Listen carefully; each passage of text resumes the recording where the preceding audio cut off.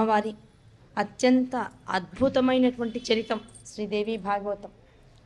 ఆ దేవీ భాగవతంలో దాని చరితము అనాలా, పురాణము అనాలా, ఇతిహాసం అనాలా, లేదు ఒక అనుగ్రహప్రదమైనటువంటి అమ్మ ఆశీర్వచన పూర్వకమైనటువంటి ప్రణవ స్వరూపం అనుకోవాలా, ఏమనుకోవాలి దేవీ భాగవతాన్ని అంటే, నీ స్థాయి నీ జీవితంలో ఏమిటో ఆ స్థాయిగా నువ్వు దాన్ని స్వీకరించు.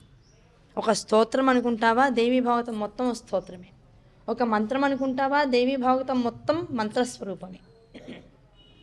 లేదు ఇది వినడానికి తరించడానికి కూర్చుని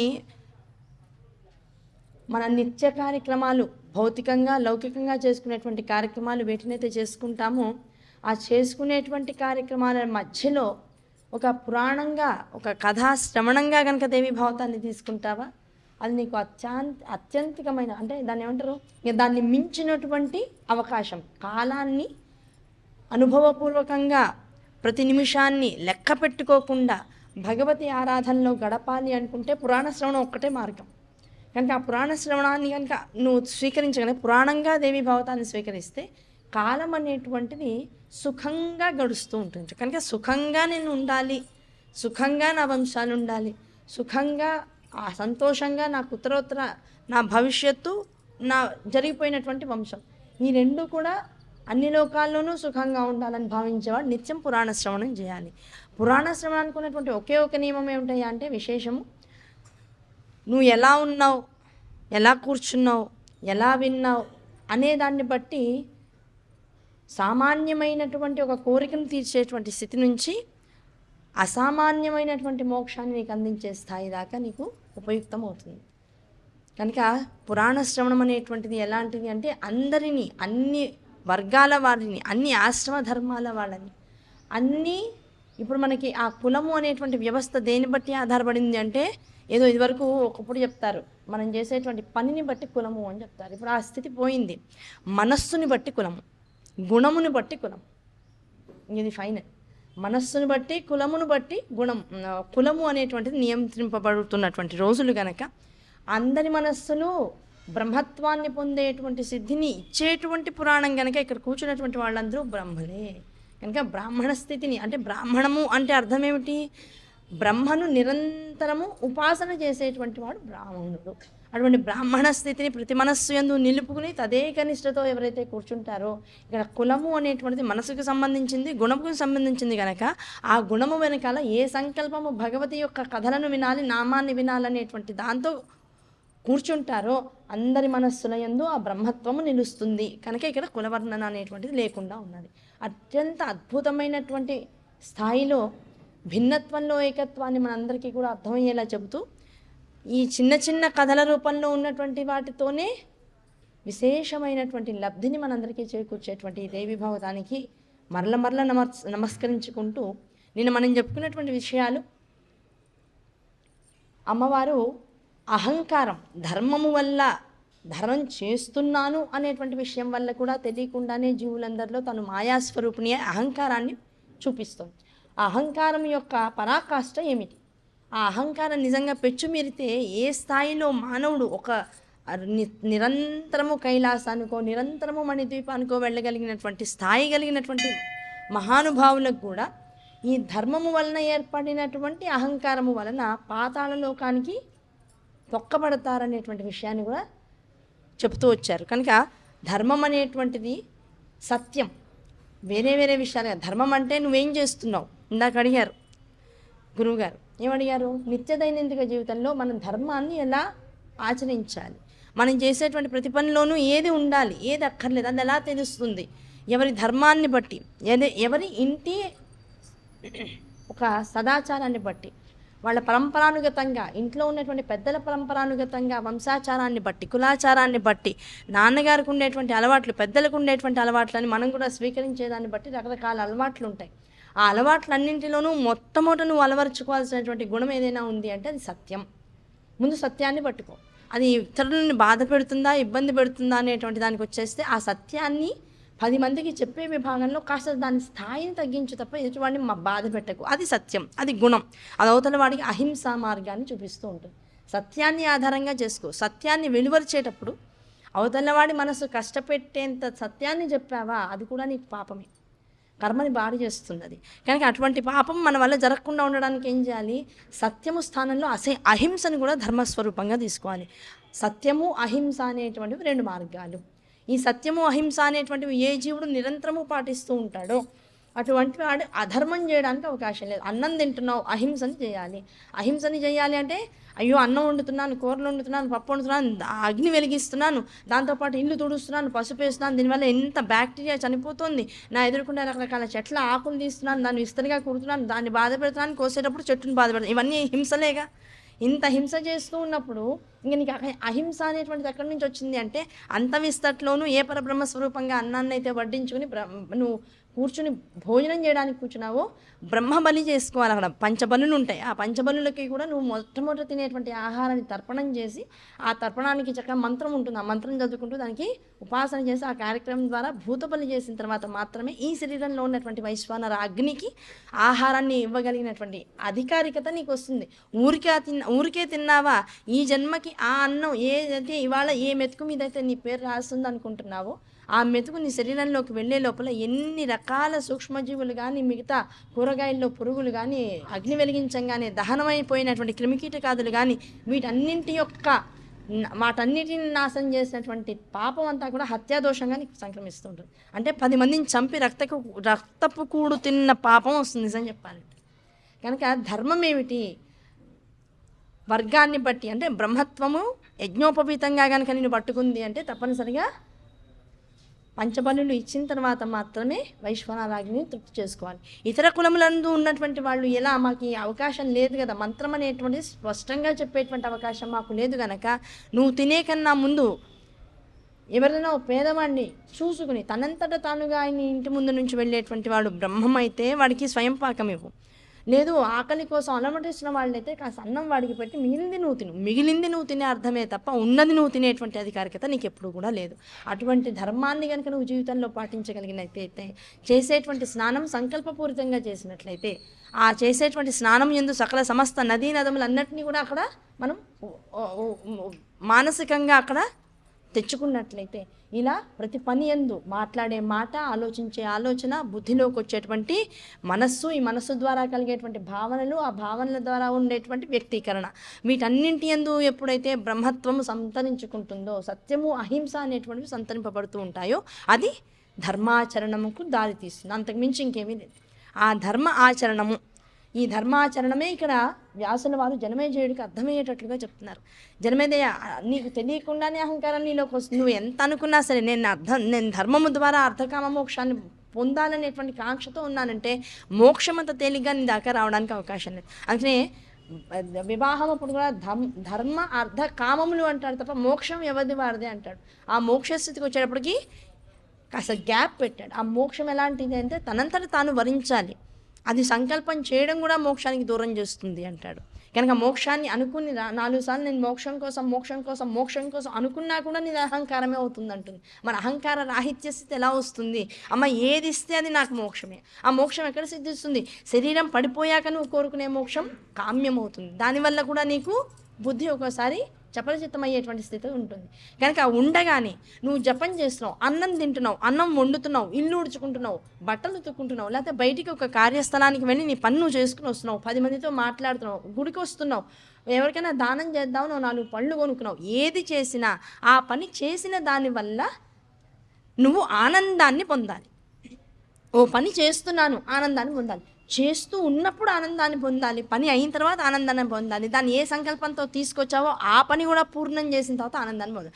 అంటే అనునిత్యము ఆనందాన్ని అనుభవింపజేసుకుంటూ నువ్వు చేసేటువంటి 24 గంటల కర్మ ఏదైతే ఉంటుందో అది నీకు ఎప్పుడైతే ఆనందాన్ని ఇస్తుందో ఆ ఆనందాలు అన్ని రకాల ఆనందాలు విభాగం చేసుకుని మొత్తం 24 గంటల్లో 24,000 ఆనంద స్థితులను నువ్వు అనుభవిస్తూ రాత్రికి పడుకున్నావు. ఆ పడుకునేటప్పుడు కూడా మనం చెప్పుకున్నట్లుగా జపో జల్ప శిల్పం సకలమపి ముద్రా విరచన. అమ్మ ఈ శరీరానికి పొద్దున్నుంచి తిరిగింది కనుక దీనికి స్వాంతని ఇవ్వడం కోసం దీన్ని పడుకోబెట్టా. కానీ నా మానసిక భావన ఇప్పుడు పడుకున్నాను, మళ్ళీ ఎప్పుడు దీన్ని లేపగలిగేటువంటి పునశ్చైతన్యం నాలోకి వస్తుందో ఆ స్థితి నాకు అనుభవింపజేసేదాకా కూడా ఇది నీకు నేను చేసేటువంటి అష్టాంగ దండ ప్రణామం మాత్రమే. అటువంటి స్థితిని నువ్వు స్వీకరించు అని ఆ భావనతో పడుకుంటే నిద్ర ఆనందం. ఇన్ని ఆనందాలు కలిపి మళ్ళీ సూర్యోదయం అప్పుడు సూర్యోదయానికన్నా పూర్వమే నువ్వు ఎప్పుడైతే కళ్ళు తెరుస్తావో ఆ కళ్ళు తెరిచిన స్థితి నీకు ఒక సంపూర్ణ మోక్ష స్థితిని అనుభవింపజేస్తుంది. లయించిపోవడం ఆనందం. లయించిన తర్వాత అబ్బాయి ఇప్పటిదాకా జరిగిన దాన్ని అంతటికీ నేను సాక్షిభూతంగా ఉన్నానని కళ్ళు తెరుచుకున్న తర్వాత మళ్ళీ ఏ బ్రహ్మాండాన్ని అయితే నువ్వు జగన్మాత స్వరూపంగా దర్శించగలిగేటువంటి అవకాశాన్ని మరొకసారి పొందగలుగుతున్నావో అది మోక్షస్థితి. అటువంటి మోక్షాన్ని ప్రతిరోజు ప్రతినిత్యము అనుభవించేటువంటి చేసేటువంటి ప్రతి కార్యం వల్ల ప్రతి వాళ్ళు సిద్ధింప చేసుకోవచ్చు. అది తపస్సు అవుతుంది. ఇలా నువ్వు జీవితాంతం ఉండు. అయ్యా జీవితాంతం ఉండడం ఎలా కుదురుతుంది అంటే నీకు విద్య గడించిన మరుక్షణం నువ్వు ఏ గురువుని ఆశ్రయించి ఎలా ఉండాలని నువ్వు తెలుసుకుంటావో అలా ఉండాలని తెలుసుకున్న మరుక్షణం నుంచి జీవితం మొదలవుతుంది. అది నిజం. నీకు ప్రాణం పోయడం, చిన్నపిల్లవాడిగా తల్లి గర్భంలోంచి బయటికి రావడం అనేటువంటిది నీ జీవుడు యొక్క ప్రారంభ దశ. ఆ ప్రారంభ దశ ఉత్కృష్టమైనటువంటి స్థాయికి చేరాలి అంటే గురుపదేశం ద్వారా ఏం చేయాలి ఏం చేయకూడదు అని తెలుసుకోగలగాలి. ఆ ఏం చేయాలి ఏం చేయకూడదు అనేటువంటి ఉపదేశం నీకు వచ్చిన తర్వాత అప్పుడు జీవితం మొదలవుతుంది. కనుక జీవితాంతం ఎప్పుడు మొదలైందో అప్పటి నుంచి ఆ గురు అనుగ్రహంతో నువ్వు ఈ శరీరం పడిపోయేదాకా కనుక నువ్వు నేర్చుకున్నటువంటి ఆ జీవిత సత్యాన్ని, ఆ ధర్మాచరణను కనుక ఆనంద సిద్ధి అనబడేటువంటి స్థాయిలో నువ్వు అనుభవించగలిగితే ప్రతి రాత్రి ప్రతి పగలు మళ్ళీ ఇంకో సూర్యోదయం అయ్యే లోపల నీకు ఆనందాన్ని ఖండఖండాలుగా అందిస్తూ ఈ ఆనందమంతా ఏకీకృతమైనటువంటి స్థితిలో బ్రహ్మానందాన్ని అనుభవింపజేస్తూ ఉంటుంది. ఆ బ్రహ్మానంద స్థితిని ప్రతి ఉదయము కళ్ళు తెరిచిన తర్వాత ఎవడైతే అనుభవిస్తాడో అది మోక్ష స్థితి. అటువంటి స్థితిని తపస్సుగా ఎవడైతే మొత్తం జీవితాంతం చేస్తాడో అదే అద్భుతమైనటువంటి తపస్సు. ఇంకా అంతకుమించి తపస్సే మీద ఆనందంగా ఉండు. ఆనందము ఒకళ్ళని బాధ పెట్టేది కాదు. కనుకనే ధర్మము అహింస అనేటువంటి దాన్ని 2 విషయాలు చెప్పారు. కనుక ధర్మముతో అహింసతో ప్రతి నిత్యదైనిక జీవితంలో ఉండేటువంటి ప్రతి నిమిషాన్ని ఆనంద స్వరూపంగా దర్శింపు. ఆత్మారామ ఆనందరామ. అవునా కదా? ఆత్మారాముడు, ఈ లోపల ఉన్నటువంటి ఆత్మారాముడు ఎలా ఉన్నాడు? ఎప్పుడు ఆయన ఆనందంగా ఉంటాడు, చిరునవ్వు చిందిస్తూ ఉంటాడు. ఆ చిరునవ్వులో ఎవరి మీద ఎటువంటి భావము లేదు, అన్నింటా బ్రహ్మము చూసేటువంటి స్థితి. అటువంటి స్థితి నువ్వు జీవితంలో తెచ్చుకో. అది నీ సంకల్పము. అటువంటి సంకల్పాలను చెయ్యి. అది చెప్తున్నారు. ఇప్పుడు జనమేజయుడు అడిగాడు, అహంకారం అహంకారం అహంకారం అని ప్రతి విషయంలోనూ అహంకారాన్ని తెచ్చుకుంటే అహంకారాన్ని జయించేదెలా? అహంకారాన్ని జయించడం ఎవరి వల్ల కాదయ్యా అని చెప్పాడు వ్యాసుల వారు. మనంతటా మనం దాన్ని జయించాలి. దాని నుంచి బయటికి రావాలంటే అది అసలు మనం అహంకార స్థితిలో ఉన్నామనే విషయం కూడా మనకు తెలియదు. మనకి ఒక స్థితిలో మనం ఉన్నామంటే ఆనందాన్ని అనుభవిస్తే ఇలా కూర్చున్నామంటే ఏమన్నా మాట్లాడండి అంటే ఆనందాన్ని అనుభవించే వాడికి మాట్లాడాలనే ధ్యాస ఉండదు. ఆనందాన్ని అనుభవిస్తున్నటువంటి వాడికి లోకరీతికి అనుగుణంగా ఉండాలనేటువంటి ధ్యాస కూడా ఉండదు. అహంకారంలో ఉన్నటువంటి వాడికి నేను అహంకారంలో ఉన్నాను, నా అహంకార స్థితి ఎదుటివాడిని బాధ పెడుతోంది, నేను ఉండకూడని స్థితిలో నేను ఉన్నాననేటువంటి ధ్యాస వాడికి ఉండదు. ఏది వాడికి ఉందో ఆ స్థితిలో వాడు రమించిపోతూ ఉంటాడు. అందుకనే మనిషి అయ్యాడు వాడు.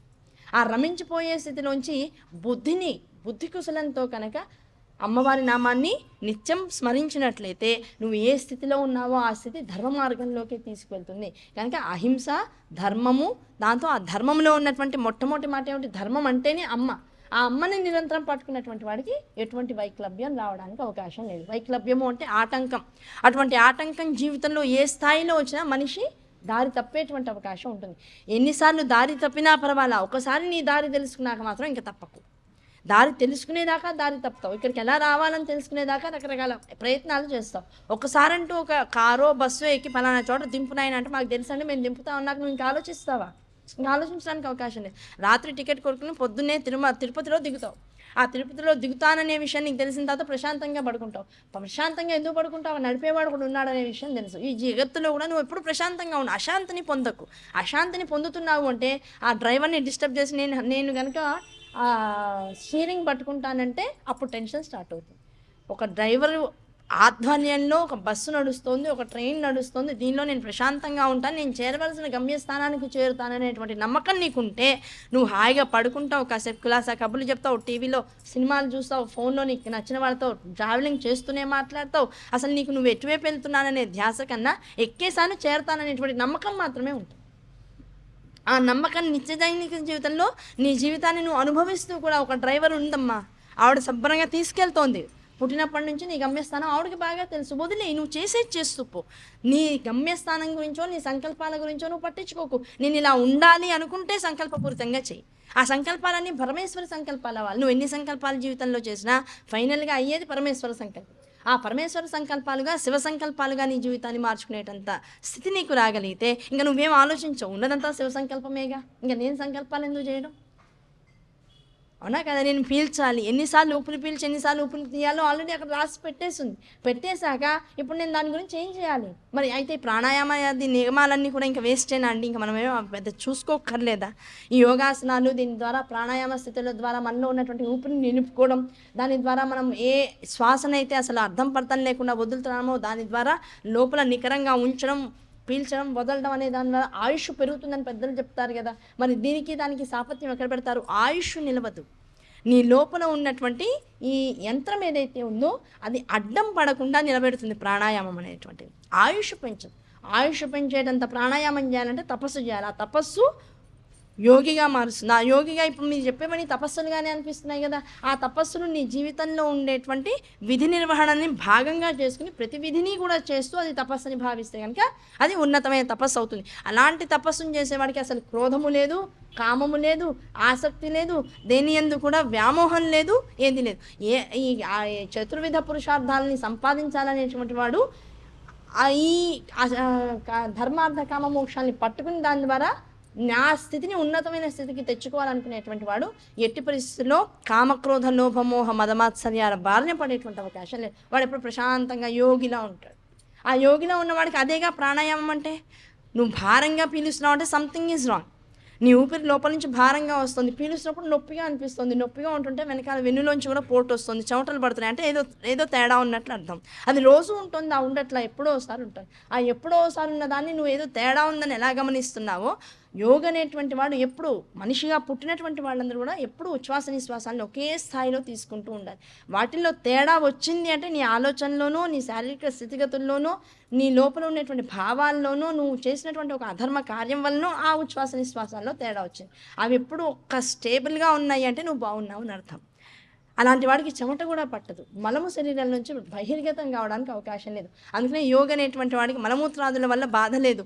తినేది ఎంతవరకు తింటాడంటే తపస్సుకి ఎంతసేపు తాను కూర్చోగలడో అంతసేపు కూర్చునే శక్తిని ఇవ్వడం కోసం స్వీకరిస్తాడు. ఆ స్వీకరించింది తపస్సు కోసం హుతమైపోతుందే తప్ప దాని నుంచి మళ్ళీ జగత్తులోకి వదలబడేటువంటి మార్గాలు మలమూత్రాదులుగా బయటికి వెడలడానికి అవకాశం లేకుండా ఉంటుంది. కనుక ఎంత కావాలో, ఎంత తీసుకోవాలో, ఎంత దాచుకోవాలో, ఆ దాచుకున్న దానికి మళ్ళీ తాపత్రయపడకుండా ఎలా ఉండాలో ఇలాంటి నియమాలు తెలుసుకోగలిగితే అది అత్యున్నతమైనటువంటి ఆశ్రమ ధర్మం అవుతుంది. అటువంటి ఆశ్రమ ధర్మాలు చెప్పిన తర్వాత ఇప్పుడు అన్నాడు, అయ్యా ఇందాక వ్యాసుల వారితో జనమేజయుడు అంటున్నాడు, అయ్యా ఇందాక ఒక విషయం చెప్పారు.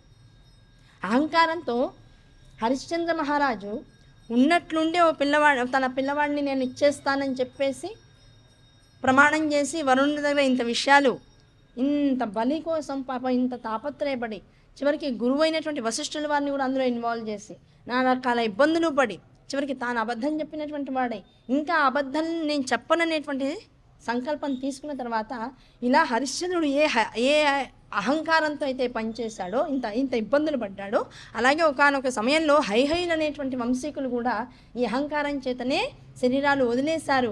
వాళ్ళు ఉన్నటువంటి ఆ ఉన్నతమైనటువంటి వంశం యొక్క చరిత్ర అంతా కూడా నాశనం చేసేశారు.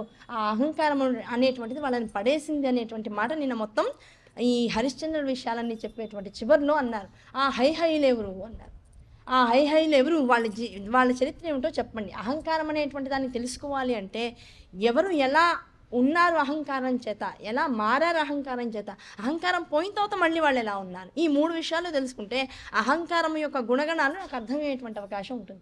ఆ గుణగణాలు ఎక్కడ పొటమారినా, ఎక్కడ పొడసూపినా వెంటనే ఏమనిపిస్తుంది, ఇది నేను అహంకారంలో ఉన్నాను, ఎవరికి వారు శల్య పరీక్ష చేసుకోవడానికి అవకాశం ఉంటుంది.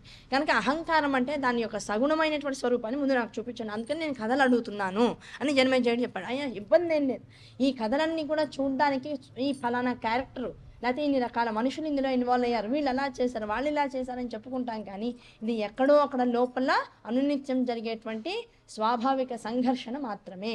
ఆ సంఘర్షణను నువ్వు స్వీకరించి నీ లోపలికి ఆలోచనలు కూడా రానివ్వకుండా ఎప్పుడైతే ఉంటావో, శివానంద లహరిలో శంకరాచార్య వారు చెప్తారు, ఎవరో అన్యుల యొక్క బంగారం చూసో ఆస్తులు చూసో అబ్బా వీడికి ఎంత బాగుందో, వీడికి ఎంత ఉందో అని అనుకుంటావు. ఇది ఎంత బాగుందో, ఇది ఎంత ఉంటుందో, నాకు కూడా ఇది ఉంటే బాగుండని కూడా అనుకుంటావు. ఓ మంచి ఇల్లు చూసి అబ్బా ఇలాంటి ఇల్లు నాకు కూడా ఉంటే బాగుండు అనుకుంటావు. ఆ అనుకున్న మాత్రము చేతనే నీకు అది దొంగిలించిన పాపం వస్తుందిరా బాబు. నువ్వు మనసును జాగ్రత్త చేసుకోకపోతే ఏది చూసినా అది నాకు కావాలనేటువంటి రుగ్మత, అది రోగంట. ఎవరిది చూసినా ఇది నాకు కావాలి, అబ్బా ఎంత బాగుందో అనిపించుకోవడం. ఏది ఎలా ఉన్నా సరే ఇది నాకు కూడా ఉంటే బాగుండు, అబ్బా వీళ్ళకి ఎలా వచ్చింది ఇది అనుకోవడం. అంటే ఈర్ష్యాద్వేషాలు మొదలై నువ్వు దేన్ని చూసినా ఆ కళ్ళతో దానివల్ల నువ్వు దాన్ని అపహరించినటువంటి దోషంలోకి వెళ్తున్నావు. అలా అపహరించిన దోషంలోకి వెళ్తున్న ప్రతిసారి కూడా నువ్వు చేసినటువంటి ఇప్పటిదాకా చేసినటువంటి పుణ్యకర్మలన్నీ కూడా నశించిపోతూ ఉన్నాయి. అటువంటి స్థితిని పొందేటప్పటికల్లా ఎప్పుడు ఏమవుతుంది, తెల్లారా పొద్దుక అనేటువంటి ఈ 2 పద్ధతుల్లో నువ్వు నీ పుణ్యాన్ని గడించుకోవడం కోసం కూడా తెల్లారేమో పుణ్యం కోసం మొదలెడుతున్నావు, రాత్రి అయ్యేటప్పటికీ అందరి యొక్క విషయాలు గమనించి అబ్బా నాకు ఇది కావాలి, నాకు అలా కావాలి, నేను ఇలా ఉంటే బాగుండేది, నాకు కూడా ఇది సంక్రమిస్తే బాగుండేది. నిజంగా యథాతథంగా ఎవరైనా చాలా బాగున్న వాళ్ళని, చాలా చక్కటి పిల్లవాడు వాళ్ళకున్న వాళ్ళని చూసి అబ్బా ఇలాంటి మనవాడు నాకు పుడితే బాగుండేది, పిల్లవాడు ఎంత బాగున్నాడు అని మనకు ఆపాదించుకోకుండా కేవలం చూసి ఆనందించే లక్షణం ఎవరికైనా ఉంటుందా? ఏదో ఎక్కడో కాస్త బా ఈ అనుగ్రహం నాకు కూడా కలిగితే బాగుంది, అవునా కదా? అందమైనటువంటి పిల్లని చూస్తాం, చక్కటి అందంగా ఉంటుంది, బా అమ్మవారిలా ఉందని వదిలేస్తామా, ఈ రూపం నాకు కూడా వస్తే బాగుండు, లేకపోతే నా ఇంట్లో నా మనవరాలు ఇలా ఒకళ్ళు పుడితే బాగుండు, ఏదో ఒకటి మనకి మనం ఆపాదించుకుంటూ ఉంటాం. అది మనకు కావాలనేటువంటి జిజ్ఞాస లోపల కలుగుతూ ఉంటుంది. ఆ జిజ్ఞాస వలననే పరమమైన అంటే అవతల వాడి యొక్క ప్రతి విషయాన్ని ఆపాదించినటువంటి దోషాన్ని మనం పొందుతూ ఉంటాం. కానీ ఇటువంటి దోషాలు కూడా పోవాలి అంటే అసలు దోషం అంటే ఏంటో, అది ఎలా ముళ్ళులా గుచ్చుకుంటూ ఉంటుందో, గుచ్చుకోవడమే కాదు ఆ ముళ్ళును తీయకపోతే నీ కాలికంతా కూడా ధనుర్వాతం అనేటువంటి ఏమంటారు, ఆ ముళ్ళు అలా ఉండిపోయిందని వాతం చేస్తుంది. ఆ వాతం చెప్పి కాలి నీ లావు అవుతుంది, ఆ లావు అయ్యేప్పుడు చివరికి ఏమవుతుంది, ఆ కాలు తీసేసేయాలంట. కనుక ఒక ముళ్ళు వల్ల ఒక అవయవమే పోతున్నప్పుడు ఈ లోపల ఉన్నటువంటి ఈ శరీరంలో ఒక ముళ్ళు, అది అహంకారం కావచ్చు, ఈర్ష్య కావచ్చు, ద్వేషం కావచ్చు, అసూయ కావచ్చు, నువ్వు ఏ ముళ్ళుని లోపల ఉంచుకుని మళ్ళీ దాన్ని తీసే ప్రయత్నం చేయకుండా ఉన్నా దానివల్ల నీ దేహము నశించిపోతుంది. నీ ఆత్మ మళ్ళీ ఇంకొక దేహాన్ని పట్టుకుని దాని ద్వారా ఉద్ధరణ పొందాల్సినటువంటి స్థితిని పొందుతూ ఉంటుంది. కనుక ఎప్పటికప్పుడు నీ శరీరాన్ని, నీ మనస్సుని, నీలో ఉన్నటువంటి బుద్ధిని, అహంకారాన్ని, చిత్తాన్ని జాగ్రత్త చేసుకుంటూ ఉండు అనేటువంటి ఒక వివరాన్ని వ్యాసుల వారు ఇస్తున్నారు. హైహైలు అనేటువంటి వారి వంశీకుల యొక్క చరిత్ర చెప్తాను నాయన, జాగ్రత్తగా విను. ఒకప్పుడు కార్తవీర్యార్జునుడు అనబడేటువంటి మహానుభావుడు ఉండేటువంటి వాడు. ఇప్పుడు ఆ కార్తవీర్యార్జునుడి గురించినటువంటి నామాన్నే చాలామందికి అయ్యా అమ్మ మాకు మా పిల్లలకు వివాహాలు కావాలి, వాళ్ళకి లేకపోతే మాకు కోర్టు కేసు ఉంది, అందులోంచి విముక్తి కావాలి, వస్తువులు పోతున్నాయి, ధనాన్ని పోగొట్టుకున్నాం, ఆ ధనాన్ని పోగొట్టుకున్న తర్వాత దాని నుంచి మాకు మళ్ళీ దాన్ని పొందేటువంటి అవకాశాలు చెప్పండి అంటే ఈ కార్తవీర్యార్జున నామాన్ని ఇవ్వడం జరుగుతుంది. సుమంతో శ్రీ కార్తవీర్యార్జునాయ నమః అనేటువంటి మంత్రాన్ని ఇవ్వడం జరుగుతుంది. ఆ మంత్రం వల్ల ఏం జరుగుతుంది, ఈ కార్తవీర్యార్జునుడు ఎవరు అంటే ఇక్కడ హైహైలు యొక్క వంశీకులలో కార్తవీర్యార్జున అనేటువంటి వాడు ఉన్నాడు. ఆయన ఎలాంటి వాడట, దత్తాత్రేయుడి యొక్క విశేషమైనటువంటి భక్తుడు. ఎంత భక్తుడు అంటే పుట్టడమే శరీరం అంతా లొట్ట, అంటే చేతులు సొట్ట, ఆ చేతులు ఎదగల, ఇంత చిన్న చిన్న చేతులుగా మనిషి ఎదుగుతున్నాడే తప్ప చేతులు ఎదగల, కాళ్ళు సొట్ట, కాళ్ళు ఎదగల. పిల్లవాడికి శరీరం అంతా అవయవ లోపంలాగా ఉంది, అన్ని అవయవాలు ఉన్నాయి కానీ అవేవి సరిగా ఎదగకుండా ఉన్నాడు. ఆ పిల్లవాడికి అసలు శక్తి లేదు లోపల, ఎవరో ఒకళ్ళు ఎత్తుకోవాలి, ఎవరో ఒకళ్ళు కూర్చోబెట్టాలి, ఎవరో ఒకళ్ళు మళ్ళీ ఆ అబ్బాయికి వేరే అవసరాలు వస్తే మళ్ళీ తీసుకుని మళ్ళీ అక్కడ కూడా వాడిని కూర్చోబెట్టాలి. అలాంటి పిల్లవాడు గురువుల యొక్క ఉపదేశంతో దత్తాత్రేయ స్వామి యొక్క కొండకి వెళ్ళి ఎదురుకుండా ఆయన్ని పెట్టుకుని ఆయన్ని అర్థించి తన యొక్క అవయవ లోపాలన్నింటినీ కూడా తీసేస్తాడు, వాటన్నింటినీ అధిగమిస్తాడు. ఆ దత్తాత్రేయ స్వామి అనుగ్రహం ఎలా ఉంది అంటే ఆ సొట్టపోయినటువంటి చేతులు కాళ్ళ స్థానంలో 1000 చేతులు మహాబాహుల్ని పొందుతాడు కార్తవీర్యార్జునుడు.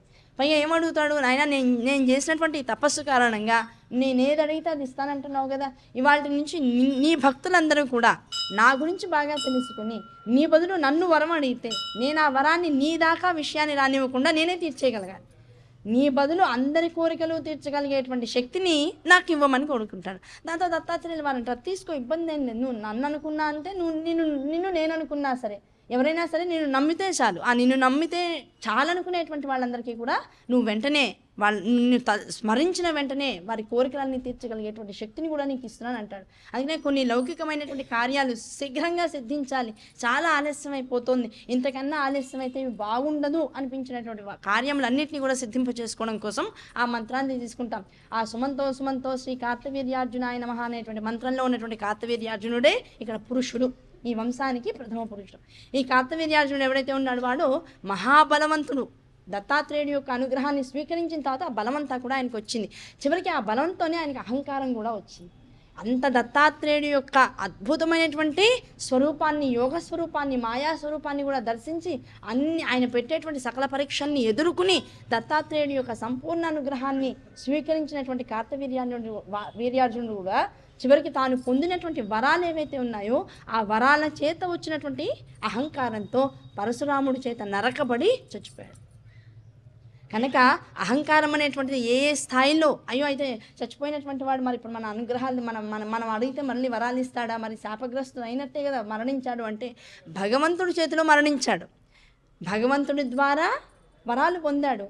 దానివల్ల అహంకారం పొటమరించింది. ఆ పొటమరించిన అహంకారాన్ని భగవంతుడు నరికేశాడు. అంతే తప్ప ఆయనలో ఉన్నటువంటి శక్తి ఏ శాశ్వత స్వరూపుడైనటువంటి దత్తాత్రేయుడు ఇచ్చాడో ఆ దత్తాత్రేయుడు ఇచ్చినటువంటి శక్తులన్నీ కూడా ఆయన నామాన్ని స్మరించినంత మాత్రం చేత అందరికీ సిద్ధిస్తాయి. కనుక మనిషిని ఎక్కడ కూడా ఈ తప్పు ఈయన చేశాట అనేది హైలైట్ అవుతుంది. కానీ ఆ మనిషి ఎంత సాధన చేసి ఇంత శక్తిని పొందాడో ఆ శక్తి పొందిన తర్వాత మళ్ళీ ఇటువంటి స్థాయికి దిగిపోయాడో ఇదంతా కూడా మాయాజనితమైనటువంటి విషయాన్ని మర్చిపోయి మనిషిని ఒక్కడే నింద చేసేటువంటి స్థితికి వస్తాం. కనుక తాను చేసినటువంటి సాధన ద్వారా సిద్ధుల్ని ఎప్పుడూ పొందుతూనే ఉంటాడు జీవుడు అనేటువంటి వాడు. ఆ సిద్ధులు ఎక్కడికి పోవు, దాని ద్వారానే మళ్ళీ వచ్చే జన్మ ఆ స్థాయి నుంచి మొదలవుతూ ఉంటుంది. ఎక్కడి నుంచి పడిపోయాడో అక్కడి నుంచి మళ్ళీ ఎక్కడ మొదలెడుతూ ఉంటాడు. అదే జన్మ పరంపరానుగతంగా వచ్చేటువంటి ఒక లబ్ధి జీవులందరికీ కూడా. కనుక ఎక్కడ నీకు జ్ఞానం సిద్ధించినా అక్కడ నువ్వు మొదలెట్టి నువ్వు చనిపోయే చివరి క్షణం దాకా జ్ఞానాన్ని వదిలిపెట్టకు. జ్ఞాన ఉపాసన అనేటువంటి దాన్ని నిరంతరం చేయి. దాని ద్వారా నీ జీవితం మెరుగుపడుతూ ఉంటుంది. జీవితం మెరుగుపడుతూ ఉంటుందంటే ఎటు కాకుండా మళ్ళీ లలితా సహస్రనామం 30వ నామం చదువుతూ పోయాను కదండి, ఊపిరి పీల్చాను, నామం చదువుదాం అనుకున్నాను, లోపలికి వెళ్ళిపోయింది, ప్రాణం పోయి అయ్యో ఆ పక్కకి జీవుడు వెళ్ళిపోయి అనుకుంటాడు, అయ్యో లలితా సహస్రం మొత్తం చదివిన ప్రాణం ఉంటే ఇంకా ఎక్కువ పుణ్యం వచ్చేదేమో అనుకుంటాడు. పుణ్యం రాదు. నువ్వు ఏ నామం దగ్గర ఆపావో పుడుతూనే నీకు వచ్చేటువంటి గురువు అనుగ్రహం ఎప్పటికీ నీకు ఆ అనుగ్రహం కలుగుతుందో, నువ్వు ఇంకొక జన్మని పొందిన తర్వాత ఏ నామం దగ్గర పొందావు, ఏ 30వ నామో 40వ నామం దగ్గర ప్రాణం పోయింది. మళ్ళీ ఆ 30వ ఏళ్ళ పడేటప్పటికల్లా ఇంకో జన్మను అవధరిస్తావు, ఇంకో శరీరం నీకు వస్తుంది. ఆ శరీరంతో నీకు 30వ ఏడు వచ్చేటప్పటికల్లా గురువు తనంతట తాను నీ దగ్గరికి వచ్చి నీ ఎక్కడ ఆపావో అక్కడ నుంచి నువ్వు మళ్ళీ పునఃప్రారంభించేటట్లుగా నీకు అమ్మవారి అనుగ్రహాన్ని ఇస్తుంటారు. దాన్ని మళ్ళీ పుణికి పుచ్చుకుని నువ్వు మళ్ళీ నీ సాధనని మొదలెడుతూ ఉండు. అది మనకు తెలియదు. ఏంటంటే ఉన్నట్టుండి మొదలైందండి. ఇంతకుముందు నాకు గురువులు ఎవరు లేరు అంటూ ఉంటాం. ఆ గురువు లేకుండా ఎలా సాధన మొదలైందంటే ఏదో జన్మలో ఎక్కడో ఆ స్థితిని పొందే క్రమంలో గురువుని అవమానించావో, విద్యనే అవమానించావో, అహంకారాన్ని పొందావో, ఏం జరిగిందో తెలీదు. విద్య పట్ల జరిగినటువంటి ప్రతి అవమానము కూడా ఇంకో జన్మ దాకా నిన్ను నిరీక్షితుడిని చేసి నిన్ను పాడు చేస్తూ ఉంటుంది. కనుక అహంకారం పనికిరాదు. ఈ హైహైడ్ అనేటువంటి వంశానికి ఈ కార్తవీర్యార్జునుడు ఎవరైతే ఆదిగా ఉన్నాడో అటువంటి మహానుభావుడు ఈ వంశీకులందరినీ కూడా విశేషమైనటువంటి దత్తాత్రేయ అనుగ్రహంతో ముందుకు వెళ్ళాలని ఎప్పుడు కోరుకుంటూ ఉండేవాడు. ఆయన కోరిక నా వంశం ముందుకెళ్ళాలి, నేను ఇంత దత్తాత్రేయుడు భక్తుడిని గనక నాకు నా వంశానికి ఎలాంటి నష్టము రాకూడదు అని ఎప్పుడు అనుకుంటూ ఉండేవాడు. దానికి అనుగుణంగా ఈ నర్మదా నదీ తీరంలో మాహిష్మతి అనబడేటువంటి సామ్రాజ్యాన్ని పరిపాలిస్తూ ఉండేవాడు. మాహిష్మతి సామ్రాజ్యానికి అధినేత ఈ కార్తవీర్యార్జునుడు. ఈయన తెల్లగా ఉండేవాడు. ఎంత తెల్లగా ఉండేవాడంటే చూస్తే ఆ తెలుపుతనంతో ఆనందం వచ్చేట. అబ్బా ఏమిటి తెలుపు పాలిపోయినట్లుంది అనిపించేది కాదుట. ఆ తెలుపుని చూడంగానే మనసుకు ఆనందం కలిగేదట. చంద్రుడి కన్నా సూర్యుడి కన్నా ఇంకో గ్రహంలాగా అలా ఎవరిని చూసినా సరే ఎవరు ఆ కార్తవీర్యార్జునుడిని చూసినా అబ్బా భలే బాగున్నాడే, ఇంత తెల్లగా ఉన్నాడే, వెన్నపూసలా ఉన్నాడే అనుకుంటూ ఉండేవారట. అలా అనుకుంటున్నారు కానీ అందరూ ఆయన్ని అర్జునుడు అనేటువంటి నామంతో పిలిచేవాడు. తెల్లగా ఉన్నాడు 4 సార్లు అంటే అర్జునము అంటే తెల్లగా ఉన్నటువంటి పదార్థము. ఆ పదార్థం ఆయన అసలు పేరేమిటి? కార్తవీర్యుడు. ఆ కార్తవీర్యుడు తెల్లగా ఉంటాడు కనుక కార్తవీర్యార్జునుడు అయినాడు. ఆ కార్తవీర్యార్జునుడు మాహిష్మతి సామ్రాజ్యాన్ని పరిపాలిస్తూ ఉండేవాడు. అటువంటి సామ్రాజ్యాన్ని పరిపాలిస్తూ దత్తుడు శిష్యుడుగా చాలామంది పిల్లల్ని చక్కగా వంశాన్ని వృద్ధి చేసుకున్నాడు. ఆ పిల్లల తర్వాత ఆయన వెళ్ళిపోయిన తర్వాత వంశం విపరీతంగా వృద్ధి చెందింది. ఆ వృద్ధి చెందినటువంటి వాళ్ళందరూ కూడా ఈ దత్తాత్రేయుడు అనుగ్రహం వల్ల ఏ కార్తవీర్యార్జునుడికైతే సకల సిద్ధులు సిద్ధించాయో ఆయన సకల సిద్ధుల ద్వారా మొత్తం ప్రపంచాన్నంతంటే తన గుప్పెట్లో పెట్టుకున్నాడు. కేవలం మాహిష్మతి నగర సామ్రాజ్యాధికారి కాదు, మొత్తం ఆ చుట్టుపక్కల ఉన్నటువంటి చిన్న చిన్న దేశాలన్నింటినీ తనలో కలిపేసుకున్నాడు. ఏకఛత్రాధిపత్యంగా మొత్తం అప్పుడు ఉన్నటువంటి జగత్తునంతా ఏలుతూ ఉండేటువంటి వాడు. దాంతో ఏమండి విపరీతంగా ఆస్తులు పెరిగినాయి, ఉన్నటువంటి ఖజానాలో చక్కటి ఆదాయం ఉంది. దాంతోపాటు సైనికులకి కొరత లేదు, ఏది అనుకుంటే అదల్లా కూడా సిద్ధింపజేసుకునేటువంటి శక్తి ఉన్నటువంటి వాడు అందరినీ చక్కగా పెంచేశాడు. దాంతోపాటుగా కార్తవీర్యార్జునుడు చేసినటువంటి తప్పు ఎక్కడ చేశాడంటే, మీరందరూ వృద్ధి చెందండి కానీ మీరందరూ కష్టపడకల్లా. ఎవరన్నా శత్రురాజులు మన మీదకి దండయాత్ర చేశారు, నేను ఒక్కవాడిని ఒక దత్తనామాన్ని చదివానంటే వాళ్ళందరూ నశించిపోతారు. దాంతో ఏమైపోయింది, అలవాటు ఈ సైనికులందరికీ కూడా, రక్షక భటులందరికీ కూడా వచ్చేటప్పటికల్లా వాళ్ళకి కష్టపడేటువంటి అలవాటు పోయింది. ఏ విపత్తు వచ్చినా, అది ప్రకృతిపరమైన విపత్తు అయినా, ఒక యుద్ధం వచ్చి దానివల్ల ఈ రాజ్యం నశిస్తుందనేటువంటి భయం వేసినా, ఏదన్నా మనం చేసుకున్నటువంటి ప్రారంభ కర్మల ద్వారా వచ్చేటువంటి కష్ట సుఖాలైనా ఇవన్నీ కేవలం దత్తనామాన్ని అనుసంధానం చేసుకునేటువంటి ప్రక్రియ మొదలయ్యేటప్పటికల్లా అన్నీ మనకి శుభాలను ఇస్తూ వెళ్ళిపోయారు. దాంతో ఆ సామ్రాజ్యంలో, ఆ చుట్టుపక్కల ఉన్నటువంటి సామ్రాజ్యాల్లో అందరూ కూడా అసలు కత్తి పట్టడం మర్చిపోయారు. ఈ క్షత్రియ వర్గంలో ఉన్నటువంటి వాళ్ళు కత్తి పట్టడం మర్చిపోయారు, ధనుర్బాణాలు వేయడం మర్చిపోయారు. అసలు దానివల్ల ఏమవుతుంది, ఎవరికి చేయాల్సిన పనులు ఉండట్లా. ఒక బ్రహ్మణ్యంలో ఉన్నటువంటి వాడు మంత్రం చదివి పూజలు చేయడం మర్చిపోయాడు, అది కూడా నేనే చేస్తాను అంటున్నాడు. 1000 చేతులతో 1000 పనులు నేనే చేస్తాను, ఎవరు ఏమీ చేయక్కర్లేదు, అందరూ నా మీద ఆధారపడి నిరంతరం నన్ను తలుచుకుంటూ ఉండండి. కార్తవీర్యార్జునుడికి కావాల్సింది ఏంటంటే, నన్ను మీరందరూ దేవుడిగా పూజించండి చాలంటూ ఉంటాడు. కనుక అన్ని వర్గాలలో ఉన్నటువంటి వారు చేసేటువంటి పనులు మర్చిపోయారు, కులవృత్తులన్నీ పోయినప్పటికీ ఒకానొక సందర్భం వచ్చేటప్పటికీ ఆయన వెళ్ళిపోయాడు. ఆ తర్వాత 2-3 తరాలు కూడా వెళ్ళిపోయినాయి. ఆ తరాలు వెళ్ళిపోయిన తర్వాత అప్పుడు ప్రాబ్లం స్టార్ట్ అయింది, ఎవరికి ఏమీ చేయడం రాదు. దాంతో కూర్చుని తినడం అలవాటు అయిపోయింది. ఆ కూర్చుని తినడం ఎన్నాళ్ళు ఉంటుంది, ఎంత ఖజానాలు నిండిపోయినా కూడా ఆ నిండిపోయిన ఆ ఖజానాల్ని అందరికీ పంచుతూ అన్నా ఉండాలి, ఆ పంచే గుణం లేకపోతే తానన్నా తింటూ ఉండాలి. అలా తింటూ ఉండేటప్పటికల్లా ధనాగనం తగ్గిపోతుంది, ధనాదాయం తగ్గిపోయింది. ఆదాయం తగ్గిపోయేటప్పటికి తిని కూర్చుని తినడం అలవాటైనటువంటి ఈ హైహయ వంశం వాళ్ళందరూ కూడా ఇంకా వాళ్ళకి తిండి లేక అందరినీ హింస పెట్టి డబ్బులు సంపాదించి మేము రాజులం, ఇస్తావా ఇవ్వవా అని స్వీకరించడం మొదలెట్టారు. దాంతో ఈ క్షత్రియ వంశాలు చేసేటువంటి రకరకాల పనులు చూసి విసిగిపోయి పరశురామావతారంలో వచ్చి ఈ హైహయ వంశం వాళ్ళకి సంబంధించిన వాళ్ళందరినీ, అప్పట్లో క్షత్రియ వంశం అందరినీ కూడా పరశురాముడు తెగ నరికేశాడు. దాంతో ఏమైపోయింది, భౌతికంగా ఇక్కడ స్ట్రెంత్ తగ్గిపోయింది, క్షత్రియుల యొక్క స్ట్రెంత్ తగ్గిపోయింది. పైగా వీళ్ళు దిక్కుకొకళ్ళుగా మొత్తం ప్రపంచంలో తలో దిక్కుకు భయానికి పారిపోయారు. దాంతో ఏమైపోయింది, కూడగట్టుకుని పోరాడేటువంటి శక్తి లేదు, ధనం లేదు. క్షత్రియులు రాజ్యాధికారం చేసేటువంటి వంశము లోపల బ్లడ్లో ఉంది, జీన్స్గా ఉంది. సో ఇంకే పనులు చేయలేకపోతున్నారు. వాళ్ళకి కలిగినటువంటి దుస్థితికి రోజు బాధపడుతుండేవాడు, రోజు బాధపడిపోయి రోజు పరశురాముని తిట్టుకుంటూ ఉండేవాడు. అక్కడ ధర్మం కాస్త తప్పిపోయింది. నువ్వు ఎవరి పని చేయనివ్వలేదు, నువ్వు సమర్థుడుగా ప్రపంచాన్ని, నీ రాజ్యాన్ని నువ్వు సమర్థవంతంగా పరిపాలించుకోకుండా ఉన్నదాన్ని తినడం అనేటువంటి నువ్వు అలవాటు చేసుకున్నావు, అందరికీ అలవాటు చేస్తావు. దాంతో ధర్మం దారి తప్పేటప్పటికల్లా విష్ణుమూర్తి యొక్క అవతారమైనటువంటి పరశురాముడిని కూడా తిట్టుకోవడం మొదలెట్టారు. ఇన్ని వైక్లభ్యాలు వచ్చేటప్పటికల్లా ఏమైంది, వాళ్ళు ఒక నిమిషానికి ఒకనొక సందర్భం వచ్చేటప్పటికల్లా వీళ్ళందరూ బికారుల్లా తయారయ్యారు. హైహయ వంశం వాళ్ళందరూ కూడా బికారుల్లా తయారైపోయారు. ఏం చేద్దాం, మనం బతకడానికి ఏది దొరకట్లేదు, ఎలా బతకాలన్నా అవకాశాలు దొరకట్లేదు, ఏం చేద్దాం అన్నారు. అప్పుడు ఈ హైహైలు అనేటువంటి వంశానికి అంతటికీ కూడా కులగురువు వంశం ఒకటి ఉండేది.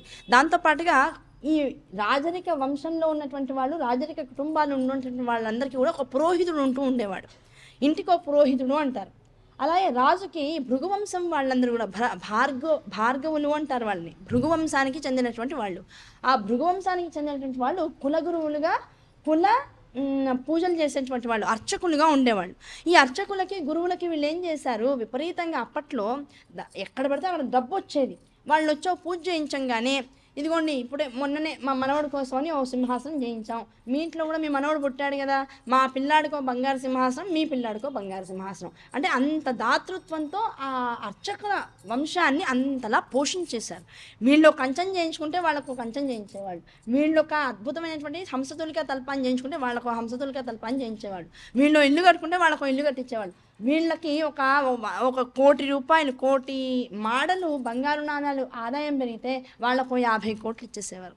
అంత చూసుకునేవాళ్ళు కాదు. ఉంది కదా వీళ్ళు చేసే పూజ వల్లే కదా మనం వృద్ధి చెందుతున్నాం, తీసుకొని వీళ్ళకి తీసేసుకుంటే వీళ్ళు బాగుంటే, వీళ్ళు బాగా ఆశీర్వదిస్తే మనం బాగుంటామనేటువంటి దానిలో, అంటే డిపెండెన్సీ, అది కూడా ఒక రకమైన డిపెండెన్సీనే. వాళ్ళ స్థాయికి మించి దానం చేసేసారు.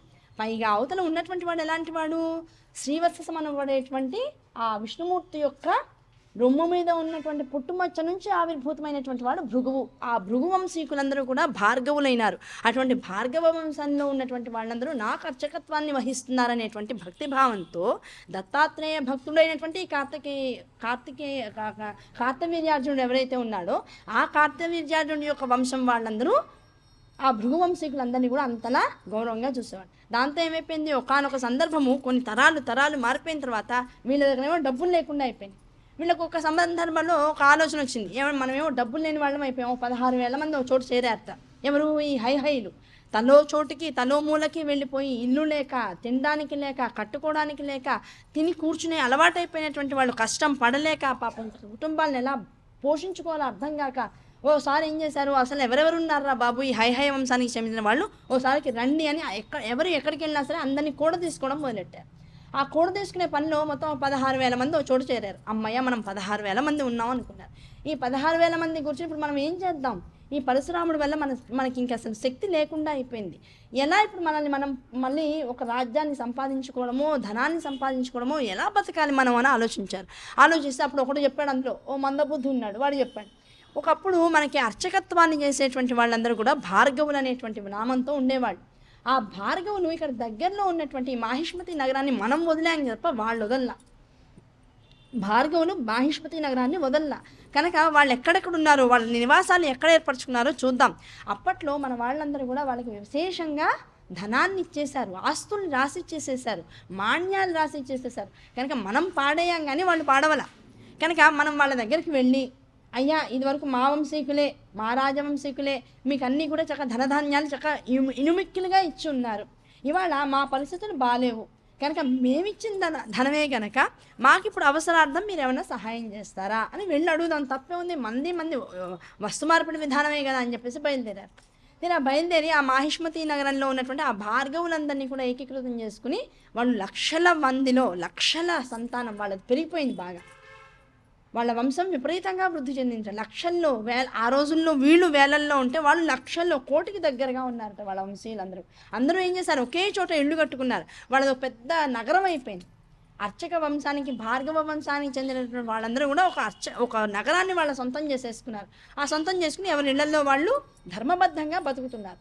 ఎప్పుడైతే ఈ హైలు వచ్చి, అయ్యా మేము ఇచ్చిన సంపాదనతో మీరు సుఖంగా ఉంటున్నారు కదా, మీరు ఎలాగో ఆనందంగా ఉంటున్నారు కనుక మేము ఇచ్చిన దాన్ని కొంత భాగాన్ని మాకు ఇవ్వండి, మేము అంతా బాగున్నాక కావాలంటే మీకు రీపే చేసేస్తాం, మళ్ళీ మేము తీసుకుంది ఏదో మీకు ఇచ్చేస్తాం అన్నారు.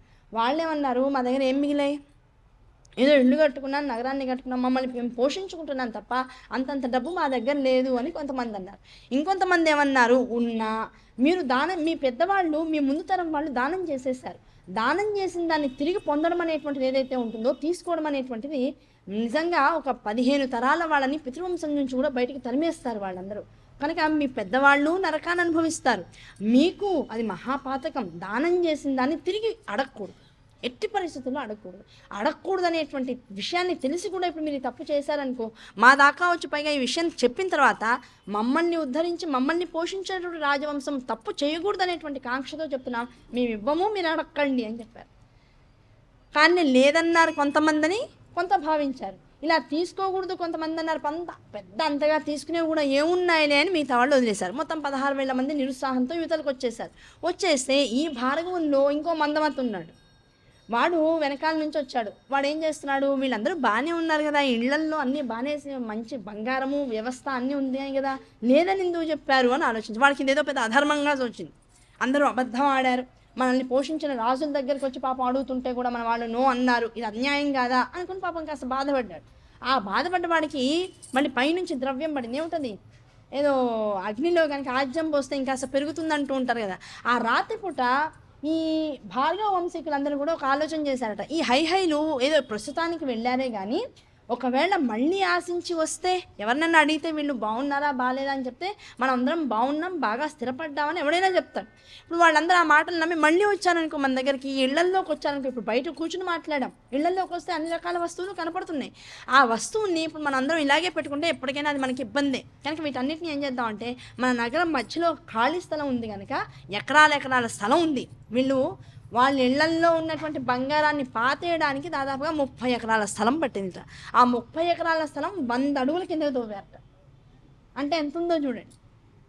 30 ఎకరాల స్థలాన్ని రాత్రికి రాత్రి తవ్వి ఎంత తవ్వారు? 100 అడుగుల కిందకి తవ్వారట. అంత 100 అడుగుల కిందకి తవ్వి అందులో సింహాసనాలు, తల్పాలు, గ్లాసులు, చెంచాలు, ఇంట్లో ఉండేటువంటి ప్రతి చివరికి ఇంట్లో చిన్నపిల్లలు పుడితే వాళ్ళకి ధూపం వేయడానికి, పొగ వేయడానికి వాడేటువంటి ఆ చిన్న లాంతరు కూడా మణిమాణిక్యాలతో కూడుకుని బంగారం ముద్దలా ఉందిట. అంత బంగారం. ఇదంతా కూడా రాజులు వాళ్ళకి అనుగ్రహించింది. వాళ్ళు ఎక్కడి నుంచో దోచేయాల అంత బంగారం. దాంతో ఏం చేశారు? మొత్తం ఆ స్పూన్లతో సహా ఎవరి ఇంట్లో ఉన్నది వాళ్ళు మూటలు కట్టారు, తీసుకొచ్చారు, ఆ గోతిలో పడేశారు. గోతిలో పడేసి అందరినీ కప్పేసేసారు. ఈ కప్పేస్తుంటే ఆల్రెడీ వీడికి ఒకటికి వచ్చింది కదా ఆలోచన. ఏం ఆలోచించారు? పాపం వీళ్ళందరూ వాళ్ళందరినీ అన్యాయం చేసేసారు, ఇంత ఇంట్లో ఉంచుకుని వీళ్ళు ఎందుకు ఇలా చేస్తున్నారు అనే భావన వచ్చిన వాడు వెంటనే ఏం చేస్తాడు? వీళ్ళు పాతేస్తున్నారు కదా, అంటే ఉన్నదాన్ని దాచే ప్రయత్నం కూడా చేస్తున్నారు. దాస్తున్నారు అంటే వీళ్ళు ఎక్కడో అధర్మం చేస్తున్నారు. నేను వెళ్ళి ఇప్పుడు వాళ్ళకి చెప్పాలనుకుని వెళ్ళి హై దగ్గరికి వెళ్ళారు. ఎక్కడికి వెళ్ళారో చూసుకుని వెళ్ళి వాళ్ళకి పిలిచి మరి, నాయన మీకు అబద్ధం చెప్పారు, వాళ్ళందరూ ఉన్న ఆ సంపాదన మామూలుగా లేదు, వచ్చి చూడండి అని చెప్పాడు.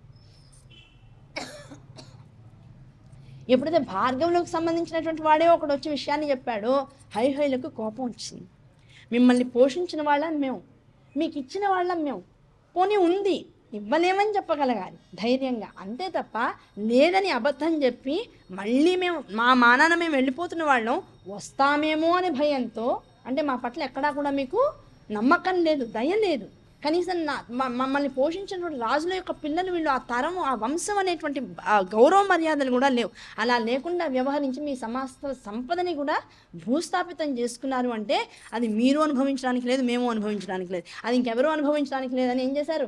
ముందేమో ఊరికే మాట్లాడడానికి వచ్చారు, ఇప్పుడేమో కత్తులు, కటార్లు, గొడ్డళ్ళు తీసుకుని వచ్చారు. అసలే క్షత్రియ వంశానికి చెందిన వాళ్ళు ఏ విద్యని సరిగా నేర్చుకోలేదు, ఆకలి తీరట్లేదు, మర్యాద గౌరవం సమాజంలో లేదు. ఇంత లేకపోయి దాన్ని ఏదో సంపాదిద్దామని చెప్పేసి మీ దగ్గరికి వస్తే మీరేమో అబద్ధం ఆడి మమ్మల్ని పంపించేశారు. పైగా అబద్ధం ఆడాలనే విషయం మీ వాళ్ళ వల్లే మళ్ళీ మాకు తెలిసింది. ఎంత అవమానం ఇదంతా మాకు. దాంతో అవమానాన్ని ప్రతీకారంగా మార్చుకుని ఆ ప్రతీకారేచ్ఛతో ఏం చేశారు? ఇంతమంది 16,000 మంది ఒక్కొక్కళ్ళు 3-4 ఆయుధాలు చేతిలో పట్టుకుని ఈ మాహిష్మతి నగరంలో ఉన్నటువంటి ఆ భార్గవులందరి మీదకి దండయాత్ర చేసి వచ్చారు. రాత్రికి రాత్రి మీద పడ్డారు. సామాన్లు లేవంటారా, ఆస్తులు లేవంటారా అని చెప్పేసి అప్పుడే పాపం పూడ్చారు వీళ్ళు. ఆ పూడ్చింది ఎలా ఉంటుంది? అప్పుడే తవ్వి అప్పుడే పూడ్చింది ఎలా ఉంటుంది? తవ్వి పూడ్చినట్టే ఉంటుంది. ఆ ఎత్తుపల్లాలు తెలిసిపోతుంటే కావాలని ముందమని తవ్వించారు. అది చూసారా ఎంత ఉందో? చూసారా ఇంత ఉంచుకుని ఒక ఇంట్లో ఉన్న ధనాన్ని మాకు ఇచ్చినా మేము బాగుపడేవాళ్ళం, మళ్ళీ మీకు ఇచ్చేస్తామని చెప్పాం అంటే వాళ్ళు ముత్తుకుంటున్నారు. నాయన ఇవి మీరు తీసుకోకూడదురా. పైగా ఒక శాస్త్రం ఉంది. ఆ శాస్త్రం ఏమిటయ్యా అంటే భార్గవ వంశానికి చెందినటువంటి వాళ్ళు, ఆ భార్గవ వంశంలో పుట్టినటువంటి వాళ్ళు, భృగు వంశానికి చెందినటువంటి వాళ్ళ దగ్గర పొరపాటున ₹1 అప్పు తీసుకున్నామనుకోండి, శ్రీవత్స గోత్రం వాళ్ళు ఉంటారు. వాళ్ళు ఎప్పుడన్నా పొరపాటున ఎక్కడన్నా అప్పు చేయాలని మనకు మనసు పుడితే ఎదురుకుండా ఉన్నటువంటి వాడి గోత్రం ముందు అడగండి. వాడు పొరపాటున శ్రీవత్స గోత్రం వాడైతే వాడి దగ్గర అప్పు తీసుకున్నామా ఇంకా జీవితంలో పైకి రాం.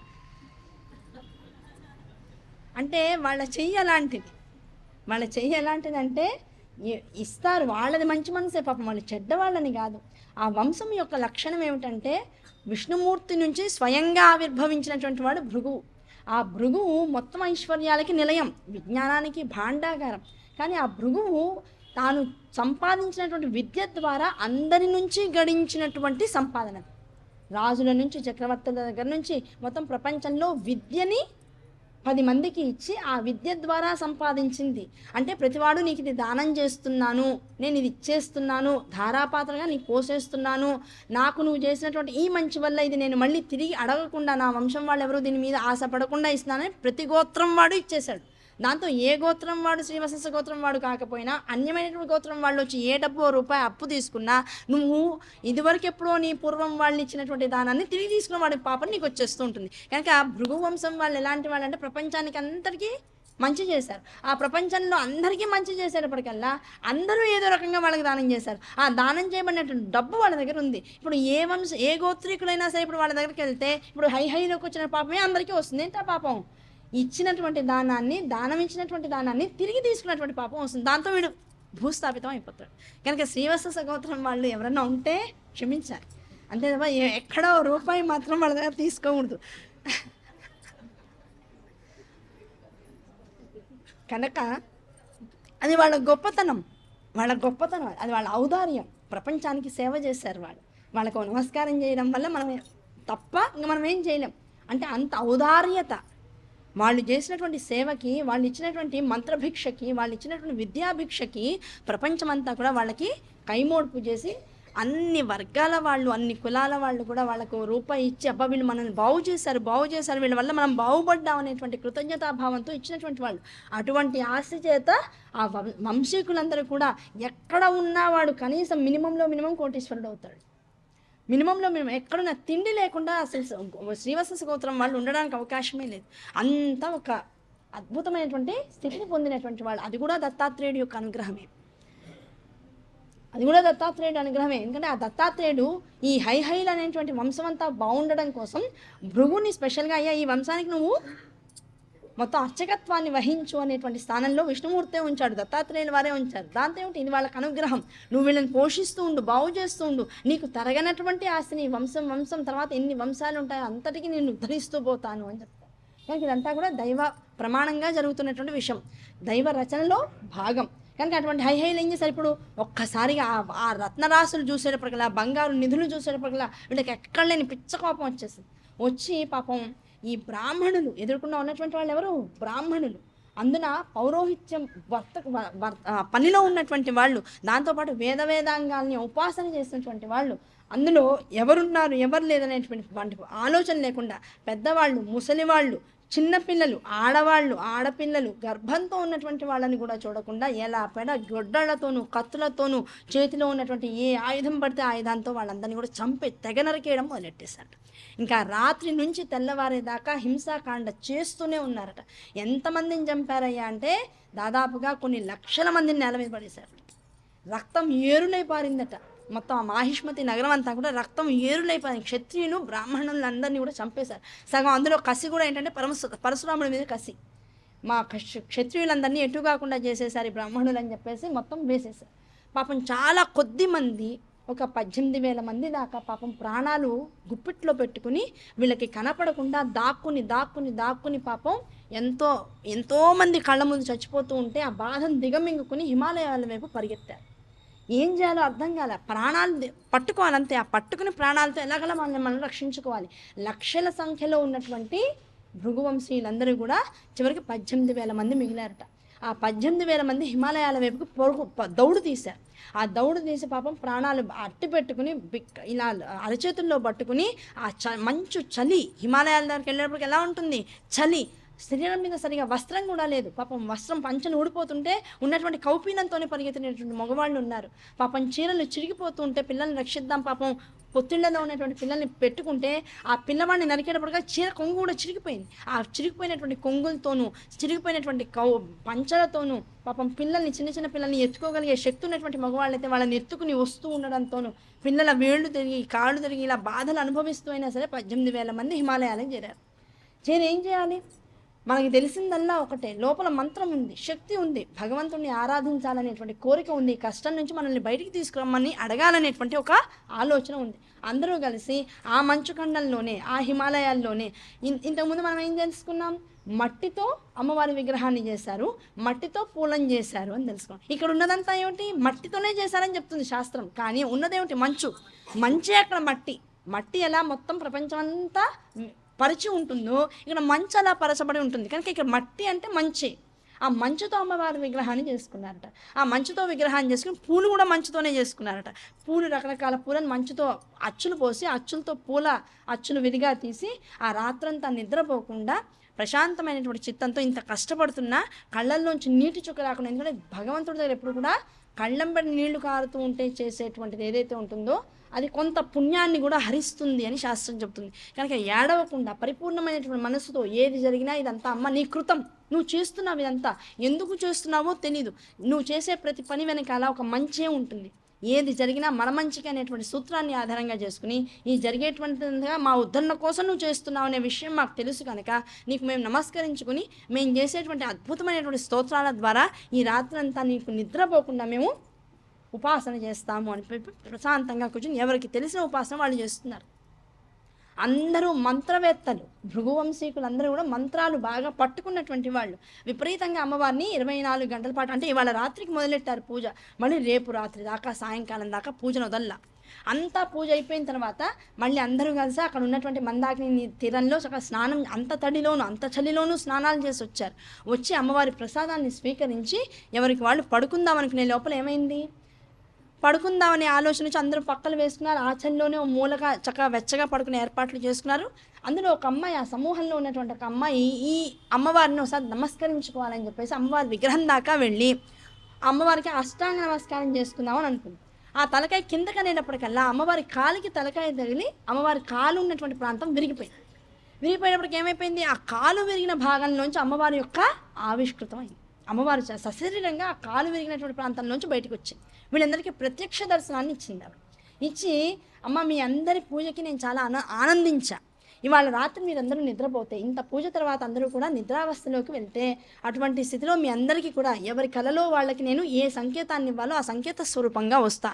ఆ కళ మీకు వచ్చిన తర్వాత మరి నిద్రపోకుండా నిద్ర లేచేసేయండి.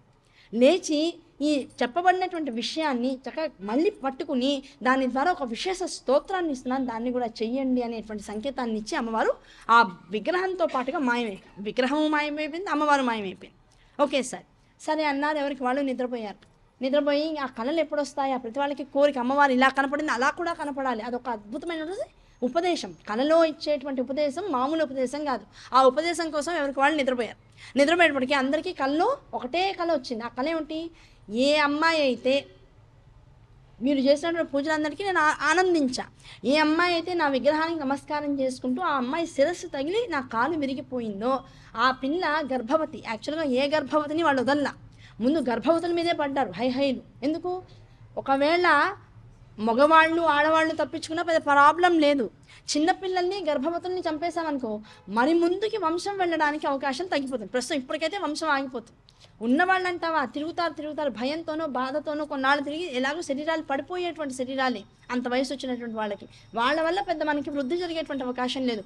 ప్రతి గర్భవతిని కూడా చివరికి గర్భాన్ని కూడా చీల్చేశారట. పాప నిండు నెలలు వచ్చినటువంటి గర్భవతులకి అడ్డంగా గర్భాన్ని బయటికి లాగి పిండాన్ని కూడా ఛిద్రం చేశారట. అంత పాపం చేశారు. హై అలా చేసేటువంటి వాళ్ళు మరి అందరూ ఈ అమ్మాయి గర్భవతి, నిండు నెలలు వచ్చేసినాయి అమ్మాయికి. ఇప్పుడు అప్పుడో పిల్లవాడు పుడతాడు. ఈ అమ్మాయికి పుట్టేటువంటి పిల్లవాడి ద్వారా ఈ వంశం అంతా కూడా ఉద్ధరింపబడుతుంది. మీరందరూ రక్షింపబడతారు. కనుక బెంగ పెట్టుకోకండి.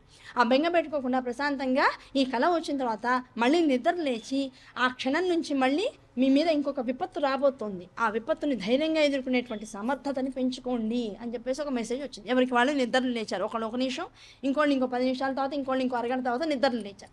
లేచిన తర్వాత ఏమైంది, అందరికీ ఒకటే కళ వచ్చింది. ఇంకో నాకు ఇలా వచ్చింది, ఆ అమ్మాయి ఏదని ఎతికారు అందరూ. ఆ అమ్మాయి ఎలా ఉంది, మామూలుగా ఉంది, గర్భం కనపడట్లా. ఏ అమ్మాయి నువ్వు గర్భంతో ఉన్నావా అని అడిగారు. అవునండి అంది. మరి గర్భం మీద నిండు నెలలు వచ్చేసాయని అమ్మవారు చెప్పింది, కడుపు కనపడట్లేదు అంది.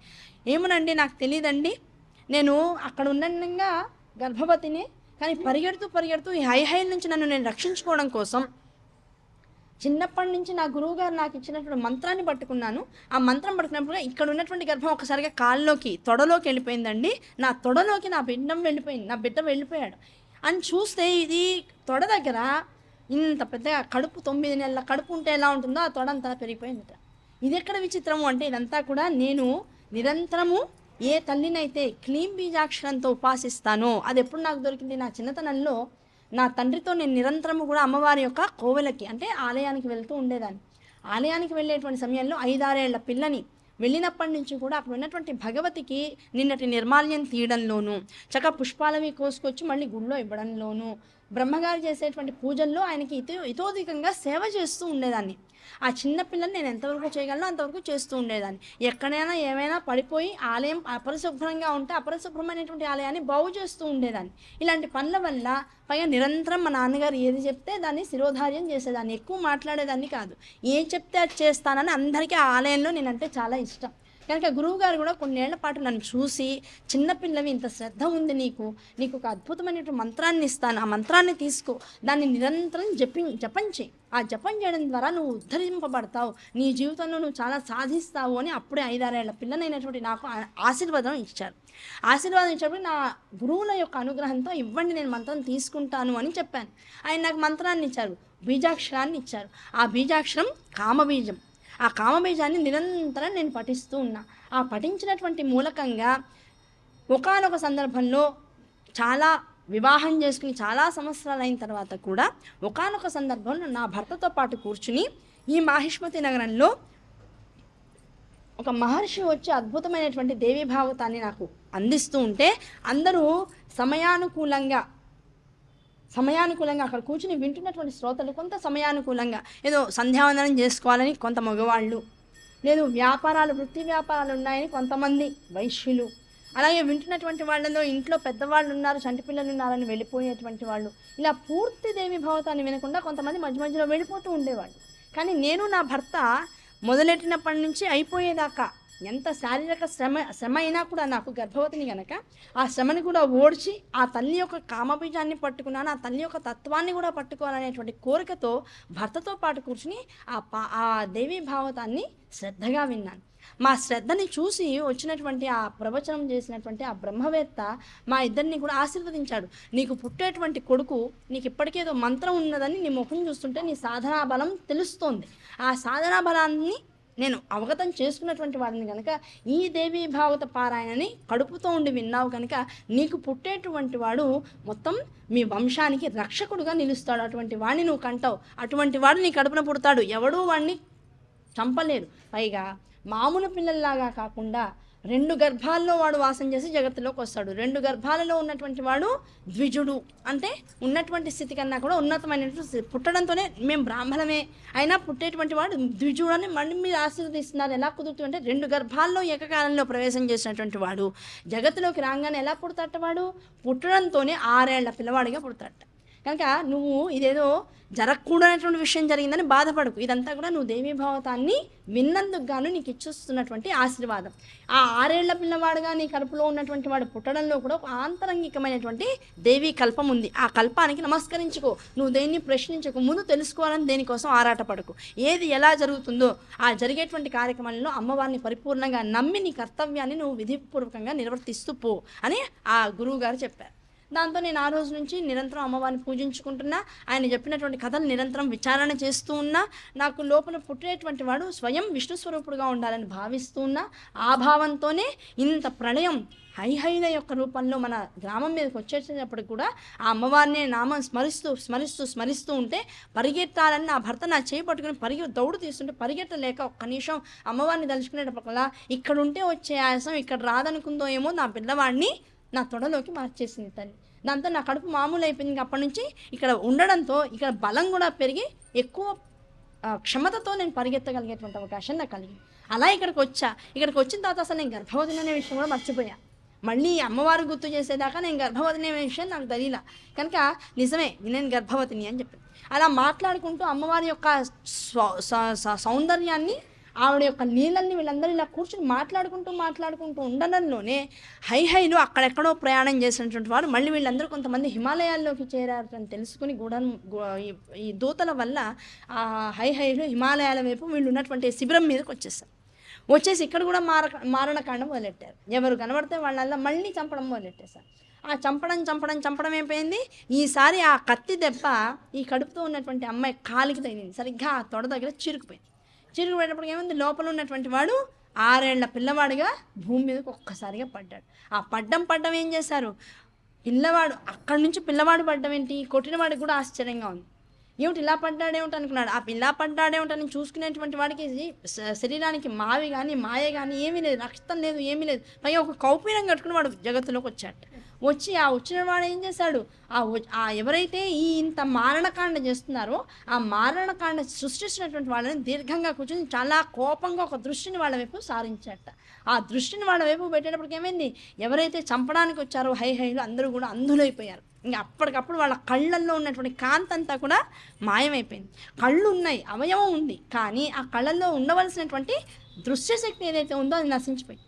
ఆ దృశ్యశక్తి ఎప్పుడైతే నశించిపోయిందో ప్రతి వాళ్ళు అంధులైపోయినారు. ఒకళ్ళనొకళ్ళు తడుముకుంటూ, అయ్యా నువ్వెక్కడున్నావు అంటే నువ్వెక్కడున్నావు, అయ్యో ఏమిటి ఇలా జరిగిందంటే ఏమిటి ఇలా జరిగింది. అందులో ఒకడు గమనించాడు, రే ఒక అమ్మాయిని ఇప్పుడు నేను కొట్టాను రా బాబు, ఆ కొడితే ఆవిడ కాలికి ఆ ఖడ్గం తగిలింది, ఆ ఖడ్గ ప్రహరణం చేసినప్పుడు ఆ కాలు దగ్గర తొడ చీరుకుపోయింది, ఆ చీరిన తొడలోంచి వీడు పుట్టాడు. నేను చూశాను కానీ నాకు ఆశ్చర్యం వేసి అసలు ఏం జరిగిందో అర్థం కాల. కానీ ఇప్పుడు ఆలోచిస్తుంటే ఆ పుట్టినవాడు పైగా తీక్షణంగా మనందరి వైపు కూడా దృష్టిని సారించాడు. ఆ తీక్షణతలో ఏదో వైవిధ్యం ఉంది. ఆ వైవిధ్యంలోంచే మనకి అంధకారం అనేటువంటిది అలుముకుంది. కనుక వాడికి నమస్కరించుకుని ఆ గర్భవతి ఎవరి ద్వారా అయితే పిల్లవాడు వచ్చాడో ముందు వాళ్ళకి శరణార్థులమై ముందు వేడితే ఈ పోయిన చూపు ఏమన్నా వస్తుందేమో ప్రయత్నిద్దామన్నారు. ఈ 16,000 మంది అమ్మాయి దగ్గరికి వెళ్ళారు. అమ్మ క్షమించు, మిమ్మల్ని చంపడానికే వచ్చాం, మేమేం తప్పు చేయలేదని చెప్పట్లా, ఆల్రెడీ చాలామందిని చంపేస్తాం, మిమ్మల్ని చంపడానికే వచ్చాం. మిమ్మల్ని చంపడానికి వచ్చాక ఈ విపరీత పరిణామాన్ని చూసాడు మతులు పోయినాయి.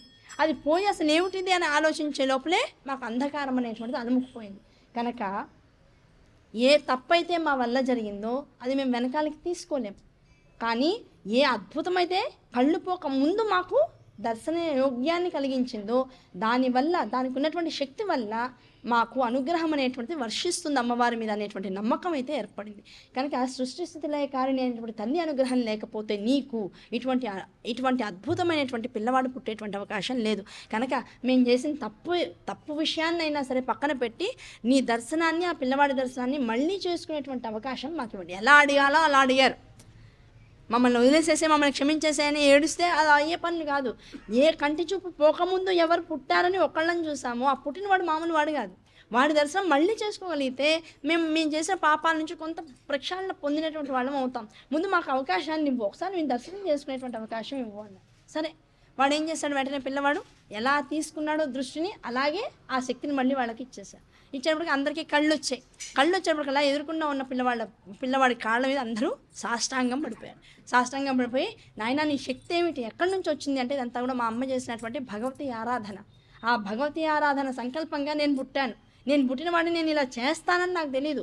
నా దృష్టి ద్వారా నా లోపల ఏ భయము ఒక సంకల్పంగా మారుతుందో ఆ సంకల్పం ద్వారా తల్లి నా ఎదుర్కొండా ఉన్నటువంటి వాళ్ళని నియంత్రించేటువంటి ఒక విషయాన్ని అక్కడ వాళ్ళకి కలిగేలా చేస్తుంది. కనుక దృష్టి నేను తీయలా, నా దృష్టి మీ మీద పడ్డం ద్వారా మీ కళ్ళు పోతే మీరు చేసేటువంటి మారణకాండ ఆగుతుందని ఆవిడ భావించిందేమో, దానివల్ల మీకు దృష్టి పోయింది. దీనికి నేను దేనికి కూడా కర్తని కాను, నేను తెలియకుండానే ప్రతి విషయం జరుగుతుంది. కానీ మీరు చేసేటువంటి విషయాల వల్ల మీ వంశమంతా కూడా దుర్గతుల పాలవుతుంది. ఇంకా మీరు చేసింది మామూలు తప్పు కాదు, ఒక బ్రాహ్మణుని చంపడం చాలా పెద్ద తప్పు. అది మహాపాతకాల్లో మొదటి పాతకం. అలాంటి మహాపాతకం ఒకళ్ళు కాదు, ఇద్దరు కాదు, బుద్ధిపూర్వకంగా కొన్ని లక్షల మందిని మీరు చంపేశారు, తెగ నరికేశారు. పైగా అందులో ముసలి వాళ్ళు పిల్లలను కూడా గర్భవతులను గర్భవతుల్ని కడుపు చీల్చడంతో గర్భవతిని చంపి ఆ గర్భాన్ని కూడా చీల్చి చెండాడారు. ఇంత తప్పు చేస్తే ఇంకా మిమ్మల్ని ఈ జగత్తులో ఎవరూ మిమ్మల్ని బాగు చేయలేరు. మీరు చేసిన పూర్వజన్మ పుణ్యం ఏదన్నా ఉంటే అది దత్తాత్రేయుడు సంపూర్ణ అనుగ్రహం మీ మీద పడ్డమే. ఆ దత్తాత్రేయ అనుగ్రహం కూడా ఇవాళతో చరమాంకం అయిపోయింది. ఇంకా దత్తాత్రేయుడు మీరు పిలిచిన రాడు, కనుక మీ పాపానికి నిష్కృతి లేదు అని చెప్పారు.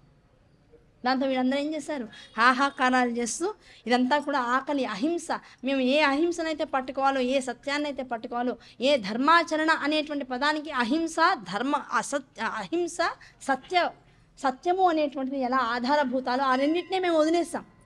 ఆ రెండింటిని వదిలేసేయడంతో మాకు ఇన్ని పాతకాలు చుట్టుకునేటువంటి అవకాశం ఉంటుంది. కనుక తెలిసి చేశామా, తెలియక చేశామా, బుద్ధిపూర్వకంగా చేశామా అంటే చెయ్యాలని చేశాం. కానీ ఆ చెయ్యాలనేటువంటి సంకల్పం వెనకాల కాస్తో కూస్తో ఆకలి బాధ ఉంది. కానీ మా పూర్వజులు అందరూ కూడా మిమ్మల్ని పోషించిన వాళ్ళు, మీరు చేసినటువంటి ప్రతి విధానంలో వాళ్ళ సహాయ సహకారాలు ఎంతో కాస్త ఉన్నాయి. పైగా అందరం దత్తాత్రేయుల భక్తులం. కనుక ఆ దత్తాత్రేయుడి అనుగ్రహంతో ఇప్పుడు చేసినటువంటి పాపం నుంచి బయటకు వచ్చేటువంటి అవకాశం, ఇక ముందు చేయబడుతున్నటువంటి పాపం నుంచి బయటికి రావడం, మమ్మల్ని మేము సమర్థవంతులుగా నిలబెట్టుకోవడం అనేటువంటి విషయం ఏమైనా సంకల్పంగా సిద్ధిస్తుందా అని అడిగా. అలా సిద్ధించాలి అంటే మీరందరూ కూడా జగదంబిక అయినటువంటి ఆ పరమేశ్వరికి నమస్కరించుకోవాలి, ఆవిడ పట్ల ఒక విశేషమైనటువంటి వ్రతాన్ని చేయాలి అనేటువంటి విధానాన్ని పిల్లవాడి నుంచి తెలుసుకున్నారు. పైగా తల్లి కూడా ఎలాంటిది, అన్ని రకాలుగా అంబిక అయినటువంటి ఆ జగదంబికని నిరంతరం కొలుస్తూ ఉండేటువంటి తల్లి. కనుక వీళ్ళ పాపాలన్నీ పోవడానికి వాళ్ళు ఏం చేశారు, జగదంబికకి శరణు వేడారు. వేడేటప్పటికల్లా హిమాలయ ప్రాంతం అసలే తల్లి యొక్క స్థానం. ఆవిడ చాలా ఇష్టపడేటువంటి ప్రాంతాల్లో హిమాలయాలు ఉత్కృష్టమైనటువంటి స్థాయిలో ఉంటాయి. ఆ హిమాలయాల్లో వీళ్ళందరూ కూడా వెళ్ళిపోయి ఆ మందాకిని నదిలో స్నానం చేసి వచ్చి పరితాపము పశ్చాత్తాపము రెండూ అనుభవిస్తూ వెళ్ళి స్నానం చేసి వచ్చారట. పశ్చాత్తాపము ఎక్కడ ఉంటుందో అక్కడ భగవతి అనుగ్రహం సంపూర్ణంగా వర్షిస్తుంది. ఆ పశ్చాత్తాపంతో వెళ్ళి స్నానాలు చేసి వచ్చారట. చేసొచ్చి అప్పుడు భగవతిని ఆరాధించి వాళ్ళు ఎలా చెప్పారో అలా విధి విధానంగా అమ్మవారిని ఆరాధించి అక్కడే తెలియకుండానే అందరూ అంబాయాగాన్ని చేశారట. ఎప్పుడైతే అంబాయాగాన్ని చేశారో సమస్తమైనటువంటి పాపాలు దానిలో వ్రేల్చబడేప్పుడు తల్లి ఆనందంగా బయటకు వచ్చింది. వచ్చి ఏం చేసింది, మీరు చేసింది ఇంత పెద్ద పాపమైనా సరే మీరు పశ్చాత్తాపంతో ఏ సంకల్పాన్ని అయితే చేసి నన్ను ఆనందింపజేశారో దానివల్ల మీరు ఇప్పుడు ఎంతమందిని అయితే చంపారో అంతమందిని బతికిచ్చేస్తున్నాం పోండి అన్నారు. ఈ చచ్చిపోయినటువంటి భార్గవులందరూ కూడా ఇంతకుముందు ఎంత లక్షల మందిని అయితే రాత్రి నుంచి చంపుకుంటూ వస్తున్నారో అందరూ మళ్ళీ పునర్జీవితులు అయిపోయినారు. అందరూ పునర్జీవితులు అవడంతో పాటుగా వీళ్ళందరికీ ఈ వాళ్ళు ఎవరి ద్వారా పోషింపబడ్డారో ఆ పోషింపబడేలా చేసినటువంటి క్షత్రియ వంశము ఉద్ధరింపబడింది, భార్గవులు ఉద్ధరింపబడ్డారు. ఆ భార్గవుల అనుగ్రహం వల్ల ఆశీర్వాదం వల్ల ఈ క్షత్రియులందరూ కూడా వాళ్ళ యొక్క సుస్థిరమైనటువంటి రాజ్యాన్ని మళ్ళీ తెచ్చుకోగలిగారు. దాని ద్వారా ధర్మబద్ధంగా అంతకుముందు ఉండేటువంటి స్థితిని మళ్ళీ పొందుతూ ఉన్నారు. కనుక ఎంతటి పాపాన్నైతే చేస్తామో అది బుద్ధిపూర్వకంగా చేసావా, ఏదైనా కసి లోపల పెట్టుకుని చేసావా, ఇదంతా కూడా నువ్వు ఎవరి వల్ల ఎలాంటి సదాచారాన్ని పొందావో దానివల్ల నీకు అలంకృతం అవుతుంది. ఎటువంటి సదాచారము అనాచారము నీ మనసులో ఉందో ఆ కర్మఫలితాన్ని చేసేటువంటి శక్తి ఆ తల్లి పరమేశ్వరికి ఉంది. అది చేసిన తర్వాత నీకు పశ్చాత్తాపం అనేటువంటి జీవితంలో ఒకసారి కలిగి మళ్ళీ ఆ తప్పు చేయననేటువంటి సంకల్పం కనుక మనసులో కలిగితే ఎంత మహాపాతకాన్నైనా నశింపచేయగలిగేటువంటి శక్తి ఆ జగదంబికకే ఉంది. కనుక నువ్వు పాపం చేసేలా చేసేది ఆవిడే అనుగ్రహంతో, ఆ అనుగ్రహం ద్వారా నీలో అహంకారం పొటమరించేలా చేసేది అంబికే. ఆ పొటమరించినటువంటి అహంకారానికి దుర్గతుల పాలయ్యేటట్లుగా నిన్ను పడేసేది అమ్మవారే. ఆ దుర్గతుల వైపుకి ఎప్పుడైతే నువ్వు వెళ్తావో మళ్ళీ సవ్యమైన మార్గంలోకి రావాలి అంటే ఇంకొక పెద్ద పాపం నీతో చేయించి దాని ద్వారా పశ్చాత్తాపం నీలో వచ్చేలా చేసేది అమ్మవారి. ఆ పశ్చాత్తాపం అనేటువంటిది వచ్చిన తర్వాత ఈ సకలమైనటువంటి దుర్గతుల్ని నీలోంచి తీసేసి పాపనాశనాన్ని కలిగించి నిన్ను ఉత్కృష్టమైనటువంటి తన భక్తులుగా చేసుకునేటువంటిది అమ్మగారే. కనుక ఏం జరిగింది అనే దానికన్నా ఇదంతా ప్రామాణిక దేనికోసము అంటే ఏ అనుగ్రహం వల్లైతే అన్ని వర్గాల వాళ్ళు తమ కుల వృత్తుల్ని కూడా వదిలేసేసుకుని ఏమి చేతగాని వాళ్ళ కింద అయిపోయారో ఆ చేతగానటువంటి వాళ్ళందరినీ కూడా మళ్ళీ సమర్థవంతులుగా మార్చడం కోసం తల్లి చేసినటువంటి రచన. కనుక ఈ రచన ఎలాంటిది, ఆవిడ సంకల్పాలు మనకు తెలుసా? అబ్బా ఇంత పెద్ద వైపరీత్యం జరిగిందా అని మాత్రమే ఆలోచిస్తాం. అమ్మ ఇలా కూడా అనుగ్రహిస్తుందా అని ఆశ్చర్యపోదాం. దాంతోపాటు ముక్కున వేలేసుకోవడం, ఈ రెండు జరిగాయి అంటే అది భగవతి యొక్క అద్భుతమైనటువంటి సంకల్పం మాత్రమే. దాన్ని కాదనుకుని జగత్తు నడవడానికి అవకాశం లేదు. నువ్వు నిద్ర పడుకోగానే మంచం మీద పడుకున్న నిమిషంలో నీకు నిద్ర పడుతోందా అదృష్టం అంటాం, అది కూడా అమ్మవారి అనుగ్రహమే. పడుకున్న తర్వాత పగలదాకా నీకు నిద్ర పట్టట్లేదా, అది కూడా అంబిక అనుగ్రహమే. అది అనుగ్రహంగా తీసుకుంటే అనుగ్రహం నువ్వేదో ఇదివరకు జన్మల్లో చేసినటువంటి ఇబ్బందుల ద్వారా ఈ శరీరం రుగ్మతల పాలవ్వాలి, దానివల్ల నువ్వు చేసినటువంటి ప్రాకృత కర్మంతా కూడా నశించాలి, దానివల్ల నీకు రుగ్మతలు రావడం కోసం నిద్ర లేకుండా చేస్తుంది. ఆ నిద్ర కావాలని నువ్వు అమ్మవారి పాదాల దగ్గర పడి ఈ రోగనాశనం చేసుకోవడం కోసం దానాన్ని ధర్మాన్ని చేసి సేవ చేసి గుళ్ళో సేవ చేస్తే సకలమైనటువంటి ప్రారంభ కర్మలు పోతాయి. ఇప్పుడు ఆ పిల్లవాడిని పొందడానికి కూడా ఆ మంత్రం ఆ పిల్ల దాకా రావడానికి కూడా సేవ అనేటువంటిది అద్భుతమైనటువంటి కల్పం. కనుక ఎక్కడ దేవాలయం కనపడ్డా, ఎక్కడ పాఠశాల కనపడ్డా, ఎక్కడ ఒక బ్రాహ్మణి యొక్క జీవితం పాపం భరించలేనటువంటి ఇబ్బందులు పడుతున్నా ఈ మూడింటి యందు కనుక మనిషి సేవా దృక్పథంతో కనుక తను సంపాదించినటువంటి దాన్ని కనుక దానం అనేటువంటి వృత్తితో శరీరాన్ని కాయక కష్టం అనేటువంటి స్థితిలో దేవాలయంలో సేవ చేయాలి, లేనివాడికి దానం చేయాలి, అవునా కదా? ఒక పాఠశాలని ఉద్ధరించాలి. దేవాలయాన్ని ఉద్ధరించావు అనుకో, దేవాలయాన్ని ఉద్ధరించే స్థితిలో నువ్వు లేవు. దేవాలయం అంతకన్నా ఉత్కృష్టమైనటువంటి స్థితి. దేవాలయంలో నువ్వు సేవ చేయాలి. ఆ సేవ ఎలాంటిది? గోడల్లో బూజు పట్టింది నువ్వే దులపాలి. దానికోసం మనుషుల్ని డబ్బులు ఇచ్చి చేయకూడదు. ఎవరికి వాళ్ళం పంచలు బెగ్గట్టాలి.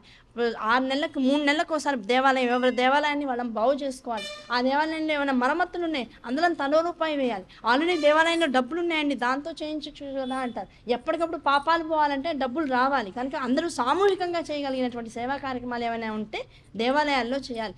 దేవాలయం ఎక్కడ కూడా ఒక పెచ్చు కూడా విరగకుండా ఎప్పుడు దేవాలయాన్ని సంరక్షించుకుంటూ ఉండాలి. ఇది కాయక కష్టం. నువ్వు సంపాదించిన అహంకారాన్ని భగవతి పాదాల దగ్గర పెడుతున్నావు. ఆవిడ కోసం నువ్వు పక్కన పెట్టేస్తున్నాం. కనుక సంకల్పపూర్వకంగా ప్రతి మనిషి కూడా నెలకో 1000 రూపాయలు 1500 దేవాలయం కోసం పక్కన పెట్టాలి. ఏంటి నువ్వు హుండీలో వేసే డబ్బులు దాంతో ఇంక్లూడెడ్ కాదు, అది ఎక్స్క్లూడెడ్. ఒక పెయింట్ వేయిద్దాం అనుకున్నాం, ముందు మన డబ్బు పండి అప్పుడు దేవాలయం వెనకాల ఉన్నటువంటి డబ్బు కొంత తీసి దీంతో పాటు యాడ్ చేస్తారు. అలా ప్రతి వాళ్ళ నిరంతరం సంవత్సరానికి ఒక 1000 రూపాయలు, నెలకో 1000 రూపాయలు తీసి సంవత్సరం మొత్తానికి ఎంత అవుతుంది? 12,000. గట్టిగా ఇంట్లో ఫంక్షన్ జరిగితే ఓ పట్టు చీరకి అయిపోతుంది. పట్టు చీర అబ్బా చాలా పెద్ద విషయం. పట్టు చీర వేలల్లో 50,000 1,00,000 ఇప్పుడు క్యాలిక్యులేషన్. ఇప్పుడు మామూలు చీరలు ఫ్యాన్సీ చీరలు కొనుక్కోవడానికే 12,000 అవుతుంది కదా, బ్లౌజులు కుట్టించడానికి 12,000 అవుతుంది. నిజం చెప్పండి, అందరు ఆడపిల్లల పెళ్ళిళ్ళు చేస్తున్నాం కదా, ఆడపిల్లల బ్లౌజుల కుట్టుకూలి అవుతుంది. గట్టిగా మాట్లాడితే మొగాళ్ళు తిడతారు కానీ వాళ్ళ ముందు ఒప్పుకుంటే ఇవన్నీ సగం రహస్యాలుగా ఉంచేస్తామని చెప్పాం, సగం ఖర్చే చెప్తాం, మిగతా సగం ఖర్చు దాచేస్తాం. కనుక ఇవన్నీ ఎలాంటివంటే చాలా చిన్న చిన్న ఖర్చులు. ఓ 1000 రూపాయలు, ఓ 2000 నెలకి, ఇది నేను దేవాలయం కోసం పక్కన పెడుతున్నా, దీన్ని ఉద్ధరిస్తా, దీన్ని నన్ను నేను ఉద్ధరించుకోవడం కోసం దానికోసం వెచ్చిస్తా అనేటువంటి భావన పెట్టుకోవాలి. ఓ పాఠశాల కనిపించింది, అందులో పాపం విద్యార్థులు ఉన్నారు, మాస్టర్లకి శాలరీస్ ఉండట్లా, వాళ్ళని ఉద్ధరించడం కోసం ఇంకో 1000 రూపాయలు పక్కన పెట్టుకో, బాగు చేసుకుంటూ ఉండదు, అది ఎప్పుడు మూత పడకుండా ఉండేలా చేసుకో. ఇవి ధర్మాలు. ధర్మాన్ని సత్యవంతంగా సమర్థవంతంగా నిర్వహించాలి అంటే ఇవి మార్గాలు. దీంతోపాటు ఒక బ్రాహ్మణుడు ఎప్పుడు కూడా ఆకలితో ఉండకూడదు. బ్రాహ్మణుడు అందుకనే ఏ పూజలు చేసుకున్నా చెట్టు చివరికి మనకి స్వస్తి ఏ వచనానికి చెప్పాలనుకున్నా ఏం చెప్తాం? గోబ్రాహ్మణేభ్య శుభమస్తు నిత్యం. ఈ గోవు బ్రాహ్మణుడు అనేటువంటి 2 సాత్విక గుణ సంపదలను కలిగి ఉన్నటువంటి వాళ్ళు కనుక సుఖంగా ఆనందంగా కడుపు నిండి కడుపు చలువుతూ ఉన్నారంటే ప్రపంచం ఆటోమేటిక్గా బాగుంటుంది. ఏమండి వాళ్ళు ఒక్కళ్ళే బాగుండాలా, మిగతా వాళ్ళు అక్కర్లేదా అని ఎవరన్నా ఆక్షేపించవచ్చు ఈ మాట. అంతే, వాళ్ళు బాగుంటే అందరూ బాగుంటారు అని చెప్తున్నారు. వాళ్ళు ఒక్కళ్ళే బాగుండాలనే సంకల్పం ఎక్కడా లేదు. వాళ్ళొక్కళ్ళని మనం పోషించుకుంటే, గోవుని బ్రాహ్మణుని జాగ్రత్తగా చూసుకుంటే ఇంకా ఎవరి గురించి ఎవరు ఆలోచించక్కర్లా, ఆటోమేటిక్గా అన్నీ బాగుంటాయి. కానీ వాళ్ళిద్దరినీ జాగ్రత్తగా చూసుకోవాలి. అందరినీ చూసుకోవడం అంత తేలికైన విషయం కాదు. ఒకళ్ళిద్దరినీ జాగ్రత్తగా చూసుకుంటే అంతా బాగుంటుందంటే వాళ్ళిద్దరిని బాగా చూసుకోవాలి. వాళ్ళిద్దరిని బాగా చూసుకోవడం అంటే పెట్టి పోషించేయడం కాదు, వాళ్ళ ధర్మాన్ని వాళ్ళు నిర్వర్తించేటువంటి వృత్తుల్ని వాళ్ళకి ఇవ్వగలగాలి. ఇచ్చేటప్పుడు వెనకాల లోభించకుండా కాస్త దానము, కాస్త దక్షిణ ఎక్కువగా ఇవ్వగలుగుతూ ఉండాలి. వాళ్ళ పిల్లలు చదువుకుంటున్నారు, విద్యాన్ని వాళ్ళకి ఇవ్వగలిగేటువంటి శక్తిని వాళ్ళకి మనమే కాస్త డొనేట్ చేసి వాళ్ళ పిల్లల్ని హయ్యర్ ఎడ్యుకేషన్ ఇవ్వగలుగుతూ ఉండాలి. బ్రహ్మగారులు బోల్డ్ మంది ఉన్నారు, అందరికీ అన్ని రకాల శక్తులు ఉండకపోవచ్చు. ఇవన్నీ కూడా ధర్మంలో భాగం. కనుక హైహైలు అనేటువంటి వాళ్ళు అహంకారంతో ఏం చేశారు? వాళ్ళని ఎవరైతే ఉద్ధరించారో వాళ్ళనే వెనకపోటు పొడిచారు. దాని ద్వారా వాళ్ళు పంకిలల్లో పడిపోయారు. వీళ్ళందరినీ ఉద్ధరించింది ఎవరు? ఆ జగదంబిక, జగన్మాత, పరాత్పరి అనేటువంటి లలితా త్రిపుర సుందరి. ఆ లలితా త్రిపుర సుందరి యొక్క వైభవాన్ని తెలుసుకుంటే నీలో ఎంత అహంకారం వచ్చినా అహంకారాన్ని అంతటినీ కూడా బయటికి తీసుకువచ్చి అహంకారాన్ని నాశనం చేసేస్తుంది తను. ఇదిరా హైహైలు యొక్క చరిత్ర అని చెప్పారు వ్యాసుల వారు. ఎవరికి? జనమేజయుడు. ఇప్పుడు కొత్త డౌట్ వచ్చింది జనమేజయుడు.